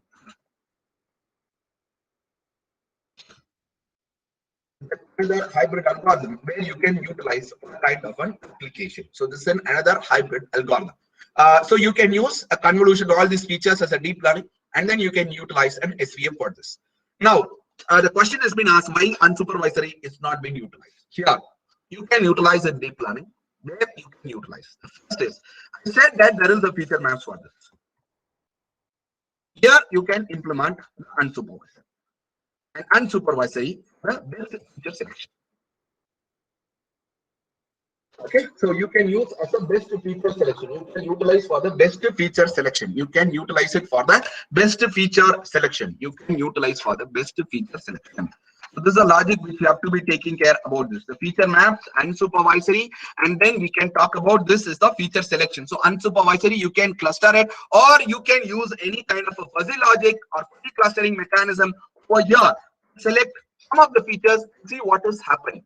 So fuzzy is being normally utilized. Fuzzy can utilize in the feature maps in the area or in between the feature maps and in the logic of what we called as the learning training model. In between that, you can utilize the fuzzy logic or your unsupervised mechanism to reduce your features and see which feature has the impact on the training model and or the training model's performance. For example, if you are clustering for only for the 4 features, you can see that 4 features, how the 4 features can be utilized. So how come it increases, decreases your performance? So that kind of methodology can be utilized in case of your unsupervised. But unsupervised model, you can use it in between the feature maps and your what you call as a training model. In between, you can use unsupervised and fuzzy and even the bio-evolutionary algorithm.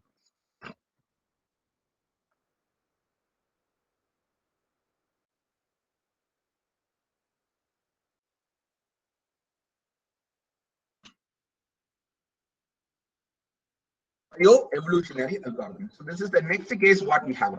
It's a bioevolutionary algorithm, such as so optimization and genetic algorithm, and you have trace search optimization. Okay, I'll just make it out. This trace search, line optimization, a lot of like fireflies and bee colony, ACO, a lot of algorithms available, whale, everything. All these algorithms can be applied, but the features will be clustered. But in order to select the best feature, you can utilize this bioevolutionary algorithm in between that to see which feature has the impact on the performance on the training model. So you can choose this kind of a mechanism which you can be utilized for this methodology, and it can be integrated in between this training model and the feature maps. You can choose all out of this. What is the, you can also hybrid it for, because unsupervisory PSO, right? You can cluster the 4 input or 5 or 10 input features, and from that you can see which has the best one. So you can formulate a new algorithm here for the better understandability, but it is not possible for the reinforcement, right?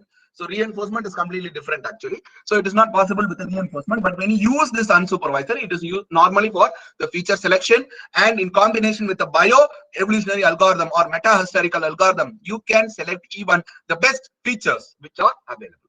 So this is how the algorithm works on. When you talk about it, you can see the lot of hybrid algorithm which we have formulated. The new algorithm, for example, you can see here, right? Let us assume evolution, deep neural network. The maps are extracted. You want only the features to be extracted, so I just integrate line optimization. Very simple, right? Line optimization plus my training model. Let us assume it is NM, okay, with the boosted. So you are getting a new algorithm for this. Yes, boosted ensembled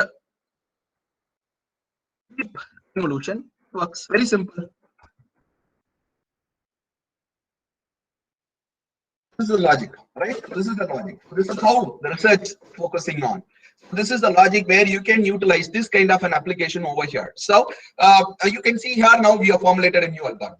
Instead, when you want to integrate this neural network, instead of neural network, you can use either ELM or SVM, anything, right? So this is a logic where you can utilize this kind of an application what we want. So nowadays these are been working. First thing of you have the 3D CNN, you have different categories, but basic formation of new hybrid algorithm comes into this picture. So hope you have understood it. Now we can go for the next algorithm and model number 3 or 2, right? Hope you can understand, correct? Yes. Any doubts, guys? Yeah. Now I'll play a video, right? It is something like a Q&A for you, actually, right? So you need to answer my question, right? I play the video.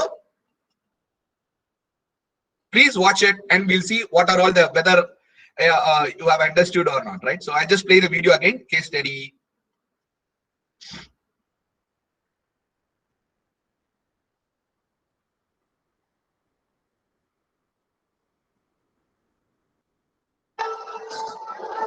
So please watch this.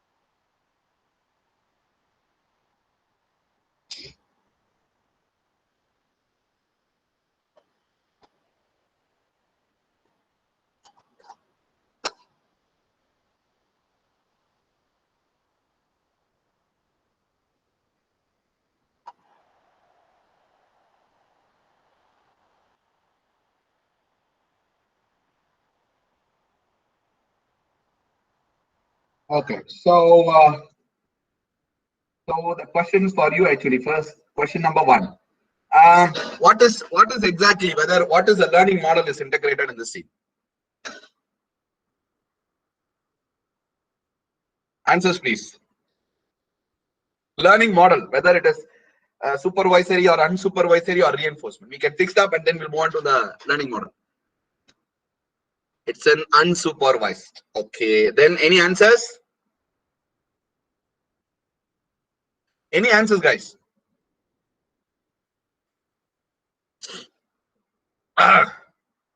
Any answers? Like you have watched this movie actually, you have watched this scene.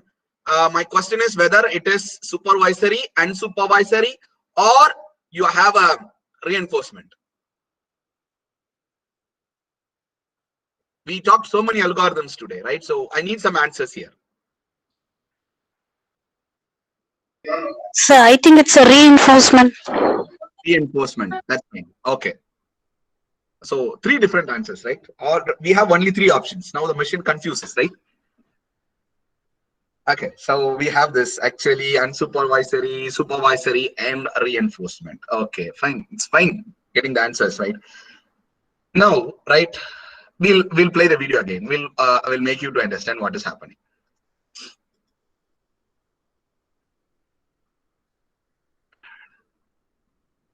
Right. So I'll explain.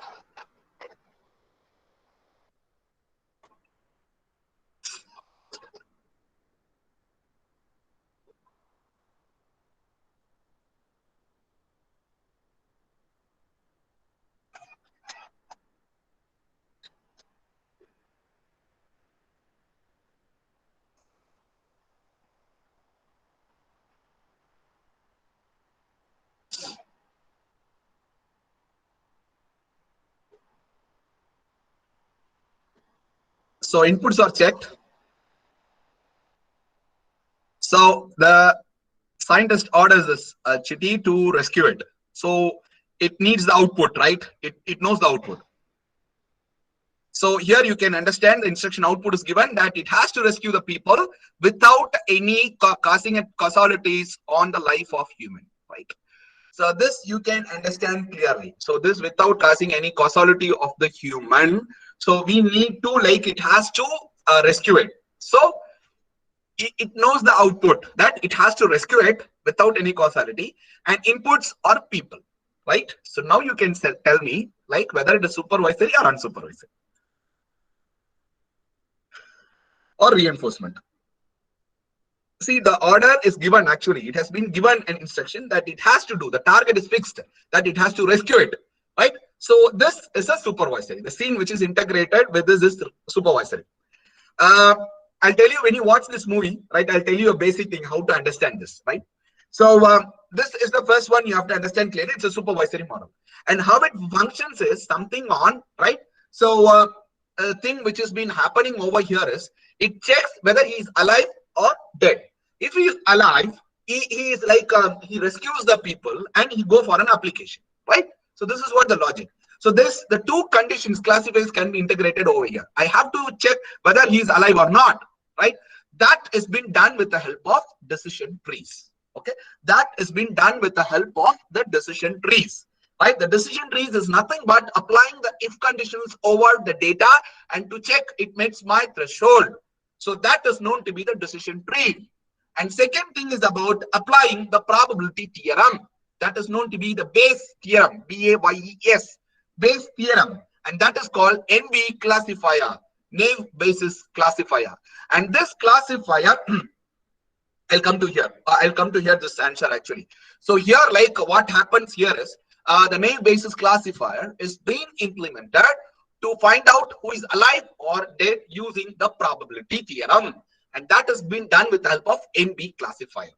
So decision trees, applying the conditional classes to check whether he's alive or rescue, or whether he's alive or dead. If he's alive, go for rescue. And applying the probability for the finding out alive or dead, that has been done by NB classifier for a rescue. But what is the drawback is, you can understand the drawback of a supervisory learning model here. It does not interact with the environment. The target is fixed. And now I come to the answer. The number of outputs we don't know. That is not the case here. The output is fixed that it has to rescue it. The output is fixed, the target is fixed here, right? So it doesn't know that, it only knows that it has to rescue the people. It doesn't know that whether the what you call the people should wear the dress or not. It's not been imparted on your mechanism. That is the non-intelligency where this machine fails ultimately to interact with the environment, understand the environment, and do some actions. This is where the reinforcement comes into the picture. So the naive Bayes classifier and probability, applying a probability and applying the if conditions over here, the target is fixed. Achieving the target by these two cases can be done, but still it is a supervisory model. And moreover, if you missed out any condition, then it makes the whole system as a fatal one. That is why we are moving on to the reinforcement logic. That is the concept which has been taking over with the reinforcement logic. So hope you have understood, right? What is this all about? This you can understand what is the concept is here about. So I'll again I will understand what is the deep mechanism, speech, and so this is all about the videos and images, how to formulate an algorithms, right? Now the next model what we are going to make you to understand is understanding the text documents, sentimental analysis, how it can be done, what kind of algorithm can be implemented. So I'm going for again a model for this, right? So again a model for this, right? Again a model which we want to make it out. So I'll just go for the case study here. I'll relate the case study how it has been done. So then we can move on to the designing of model. So please watch this. Yeah.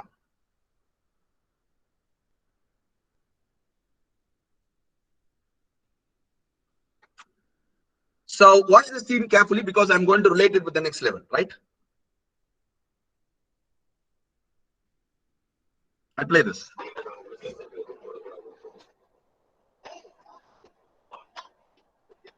See the answers given by us, it has not been trained. So supervisory models.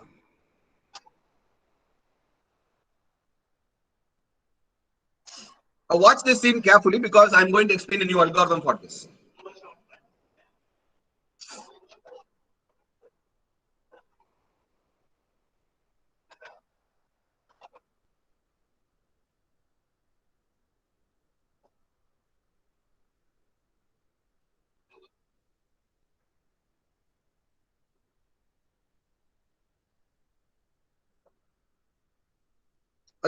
Watch this scene carefully actually.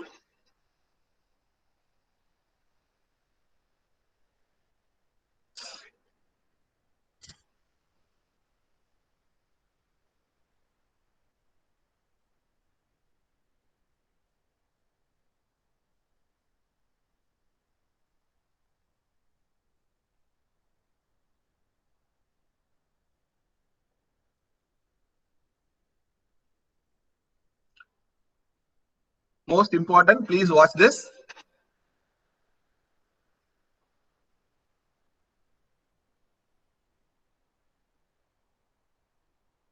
Now, the first thing is about, I'll explain here and then we'll move on to this.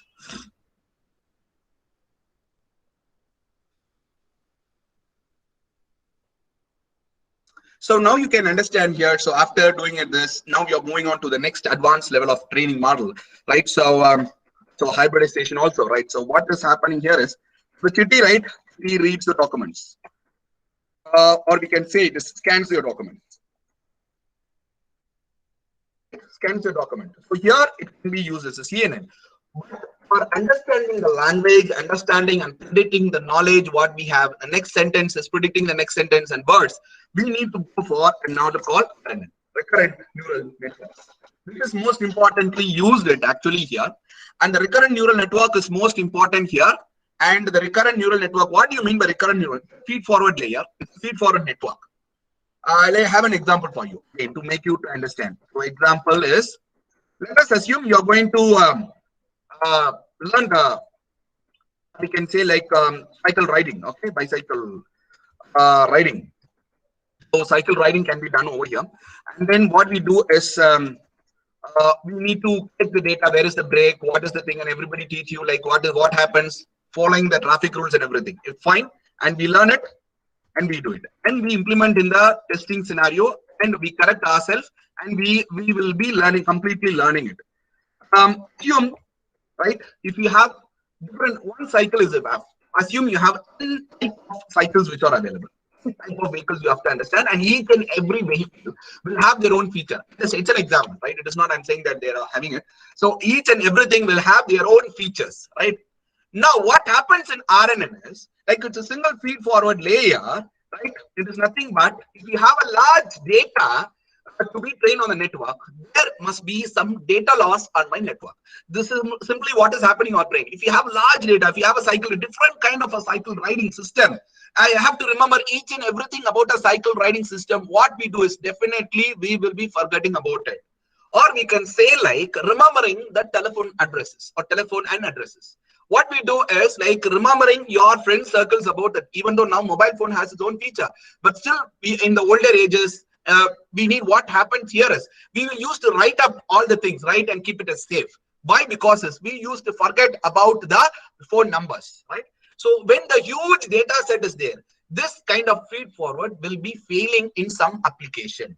So what you do is similarly, if you have a notebook for the telephone to write your telephone mechanism, a similar way, we are going to introduce a memory cell to store your data in between the hidden neurons, and that is known to be LSTM. So RNN nowadays converted into LSTM. Long short-term memory. This is recurrent neural network. It is long short-term memory.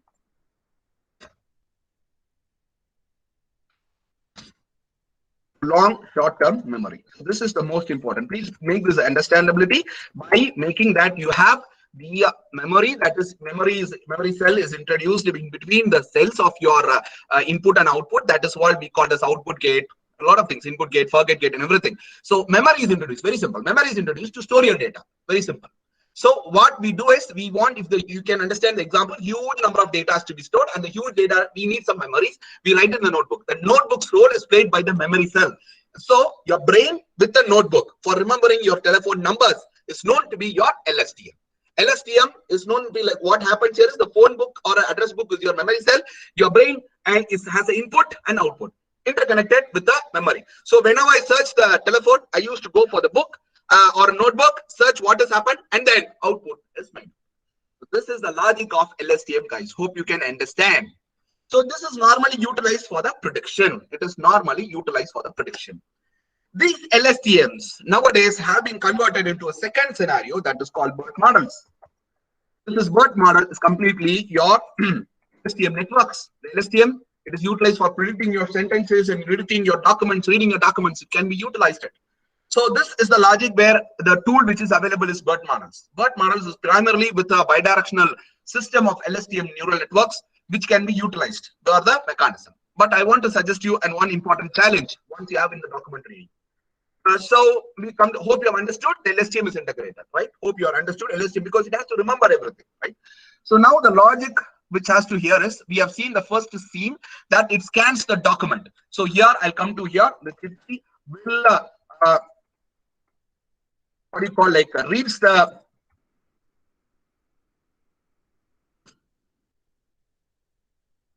telephone number, okay, telephone directory. It reads your telephone directory. Now it has all the numbers on its mind, right?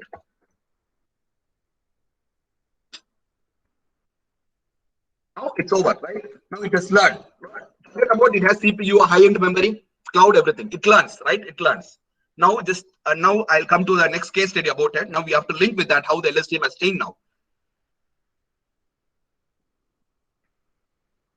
Again, I'll share it. Please watch it.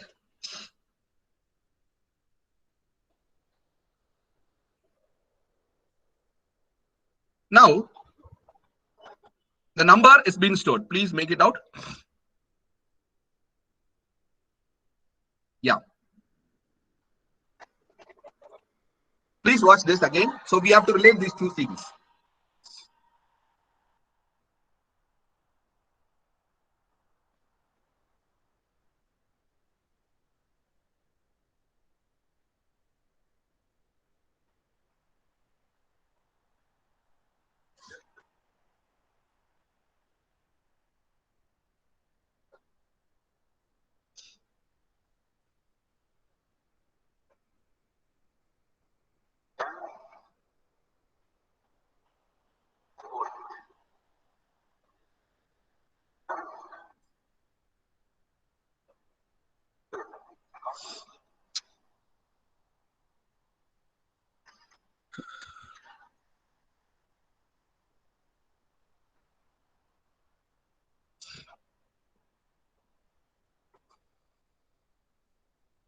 Please watch this scene.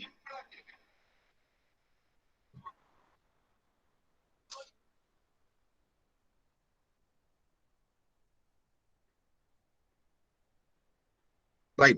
Now you can understand here. A guy or audience asks the guy from audience sector is asking a question about the Fibonacci number. You can see that the machine doesn't answer whether it is a Fibonacci number or not, but still it answers that it is a number of some guys who have read this from the telephone directory. Can you understand? Can you link this two scene again? I'll play it actually for you. Yeah.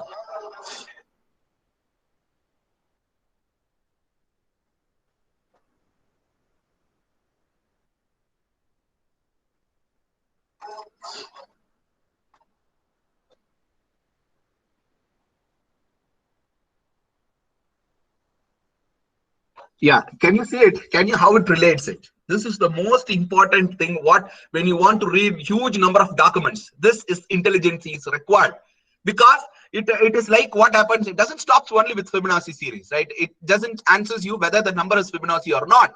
It answers that this number represents the who is in the telephone directory. Now we need an algorithm which can able to update by itself to understand this has been read on the first and the sentence will be the next one. With this sentence, I can formulate the new one.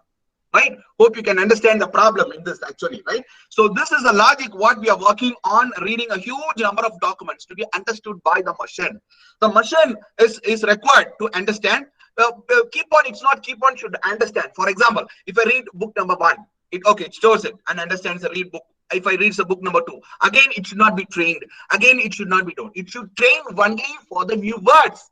But all the things which is here should be understood by the previous one. It should understood from the previous knowledge, and it should relate it with the next one, and it should form it, and it should understand quickly.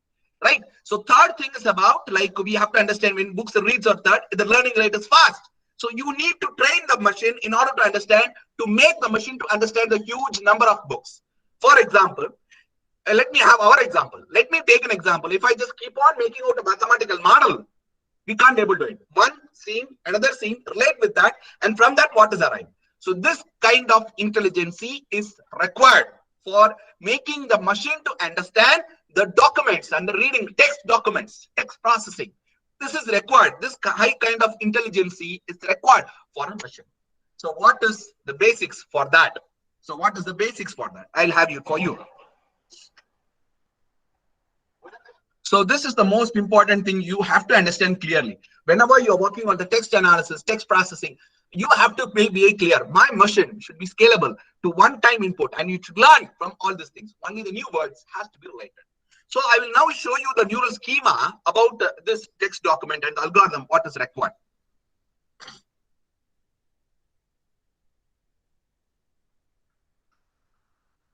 So this is the neural schema for you, actually, for making you to text analysis, making the machine to understand clearly what is happening for each and every cases. This is the logic which you have to understand. So here in the first iteration, let us assume the telephone directory. The telephone directory is the knowledge is extracted, right? The knowledge is extracted and the knowledge graph is being made over here. The knowledge graph is nothing but what is actually happening over here is the knowledge extraction. It takes the important keywords, right? This is called entity, right? This is called entity actually. So entity gives you the group of keywords which is be required, and from that entity it has to formulate the new sentences. Right, it has to formulate the new sentence, and that has been done with the help of a knowledge graph, and that knowledge graph will give you the relationship between the entity and the other words. This dealing with this topic, it's a huge area actually, right?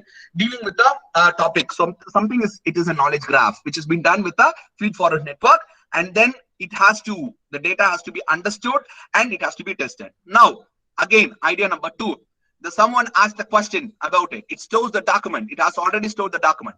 Again, the knowledge is extracted. Again, the knowledge graph is formulated. It checks whether the data is present or not. If it is not present, it will train. Otherwise, it will take it from the first one.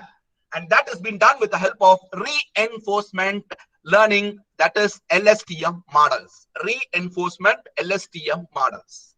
This is the logic which we have to be taking care about it for this kind of a text reading and text processing.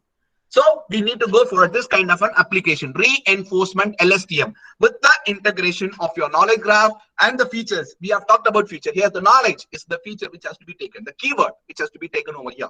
And then this has been done with the help of this concept. And nowadays we have another algorithm, another neural network, another learning model that is called transformer neural network. This is the another scenario what we have, transformer neural networks. So the transformer neural networks has the special case over here, and that transformer neural network is being utilized for a kind of an application. It is being utilized for this kind of a text, speech, and everything. So you can use as a NLP also. So this kind of an application can be utilized for the further studies and make it out. So please remember, whenever you do for the case studies of a text document, we will only stop with one document, but we never checked up with the next thing. So how does the machine operates and how does the machine understands clearly? That makes the sense of everything. So this kind of machine can be utilized for studying can be implemented in archaeological area where we want to dig up the older scenarios or older letters or old century letters which can be utilized today. So that kind of a things, because in CNN is integrated, only seeing the letter, extracting the feature is done manually. But my point is automatic recognition of letters. This is the most important thing. You can integrate it with the help of an LSTM with the reinforcement. What I shown the schema, which is for you. So you can use for the text processing. And the only thing is my training model should be able to get updated, or it should learn from the one-time mechanism and should update by itself. So this is the logic which you have to be taking care about it. This is something advanced one and complex algorithms which you have been working today, other in the deep learning with the reinforcement mechanism, where these letters are keep on changing it. It has to understand, okay, this is a letter which is stored, new letter is formed, do the extraction, make it out. So this is the mechanism which is being utilized in today's world for reading the processing, the different characteristics of the text. So hope you can understand this is the logic, which is the another model which is present over here for the mechanism. Now, the thing is, we have to understand, we have seen a lot of models which over here, a lot of applications over here. Now, like, we must understand clearly, the models and the design can be done only on the trial and error methodology. There is no kind of a fixed formulation where we can able to fix up all this sort of application. So you need to understand. So these models, what we talked about has been like, with seeing this movie, we can make it out. I suggest you to watch this movie. Up to that fire accidents, the consequences of a fire accident deals with all sort of your supervisory models. And then when we before the interval or with the pregnancy scene which is started, it casts with the reinforcement learning. So you can learn a lot of things with that. So after the fire accident, there is a deep reinforcement learning algorithm. Before that, machine learning and the deep learning algorithms have also been integrated with that. So these, when you watch this movie into these two parts, you can understand the logic, what you can implement it with in a 2 or 3 hours of scenario, right? So what we did today is,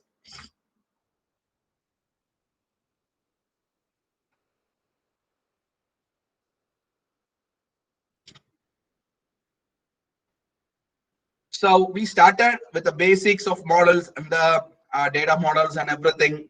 And we saw something on the data sets collection, real-time data set modeling, usage of your algorithm, tools, and deep learning models, everything. You have a lot of things like to be covered here. Like I've just covered only the basic things. What is ensemble, everything, usage of convolution, what is the text documents which can be processed with LSTM and all sort of applications, reinforcement mechanism, Q-learning methodology, and LSTM and transformer neural networks, right? So you have a lot of applications which have started over here. So so these are all the basics, fundamentals to understand the basic learning where it is applied for. But still the research is it's a great demand and it is open, and we need a lot of things to be developed on this kind of an application, right? So I stop here because I have taken already 2.5 hours. So if you have any queries, you can ask me right now. So hope everybody have understood it. That's the thing which I wanted. And any queries, you can ask me right now. I just give 5 minutes for your queries. Any queries, guys?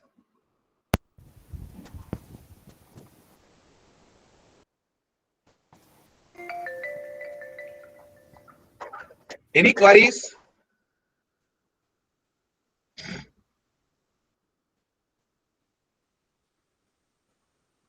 Any queries, right? Can ask me any queries actually.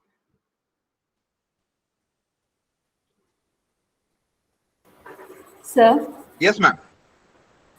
can deep learning networks be used especially for doing noise removal in images? No, that is a part of deep learning, ma'am. You can use it for a classification and prediction. That's why I told you convolution with the neural, right? No, sir. I am asking you, can we build a the deep learning network for completely denoising of images? Yes. Okay. The privacy preservation implemented in this algorithm. Privacy preservation. I'm not getting it actually. Privacy preservation in sense.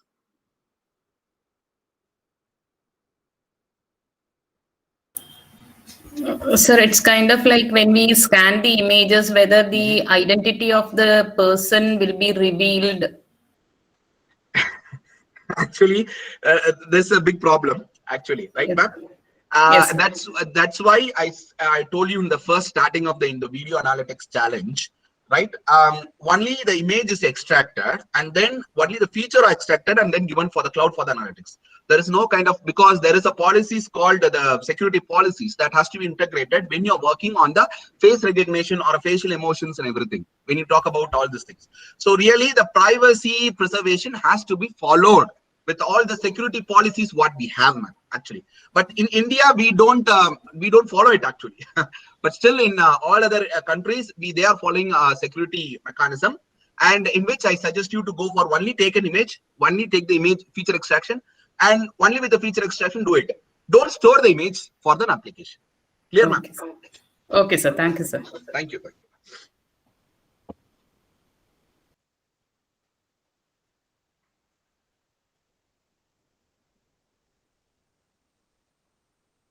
The blind want to recognize who front of them by using camera. Which model is suitable for that?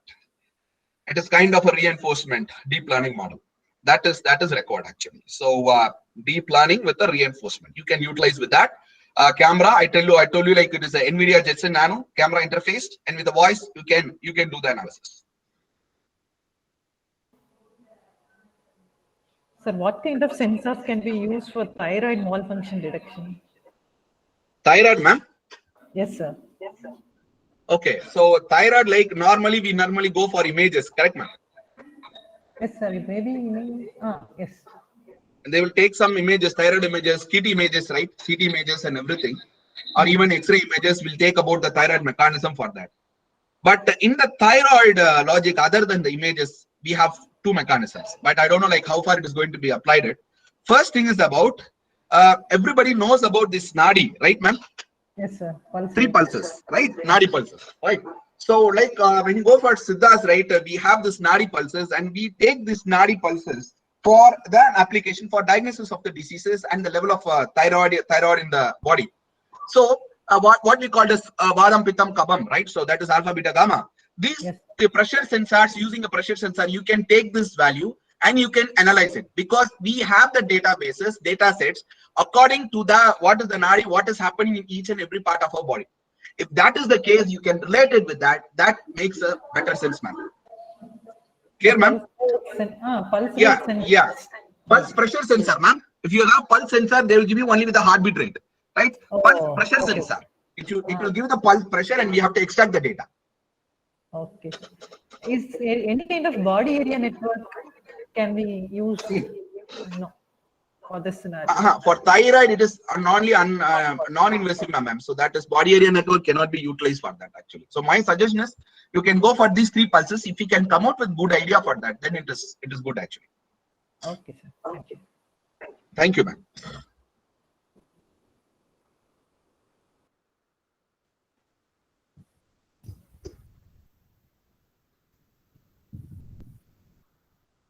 Participants, any doubt?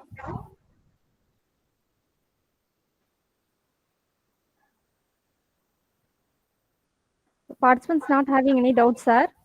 Okay, On behalf of myself and all participants, I thank Dr. A. Atif Shah, founder and chairman, ABE Semiconductor Designs, Chennai, for provide the depth knowledge in this topic with an excellent presentation and also clarifying the participants' doubt patiently. Thank you, sir. Thank you, ma'am. And also, I would like to thank all the participants for their support and cooperation. The feedback link is posted in the chat window. All are requested to fill the feedback form. So today's session start at 2 p.m. in the topic of basics of Python. Thank you all. Okay, thank you guys actually for giving me this opportunity. Happy to be always with Kongu actually, being an alumni. And moreover, like we have covered only with only 1%. We have a lot of things. Each and every case study can cover it in one day session actually with practical implementation. So please make it out. I have given eye-opener session for algorithms and everything. Please do implement it. If any queries, like you're free to help you out. I may not repeat it once again, reply it immediately, but anyhow, I will try to reply you and help you out for this mechanism. So thank you for all the things which you have provided me. And thank you for the participants who have been listening patiently all the 2.5 hours, right? Thank you and best wishes. Thank you, sir. So next session starts by 2 p.m.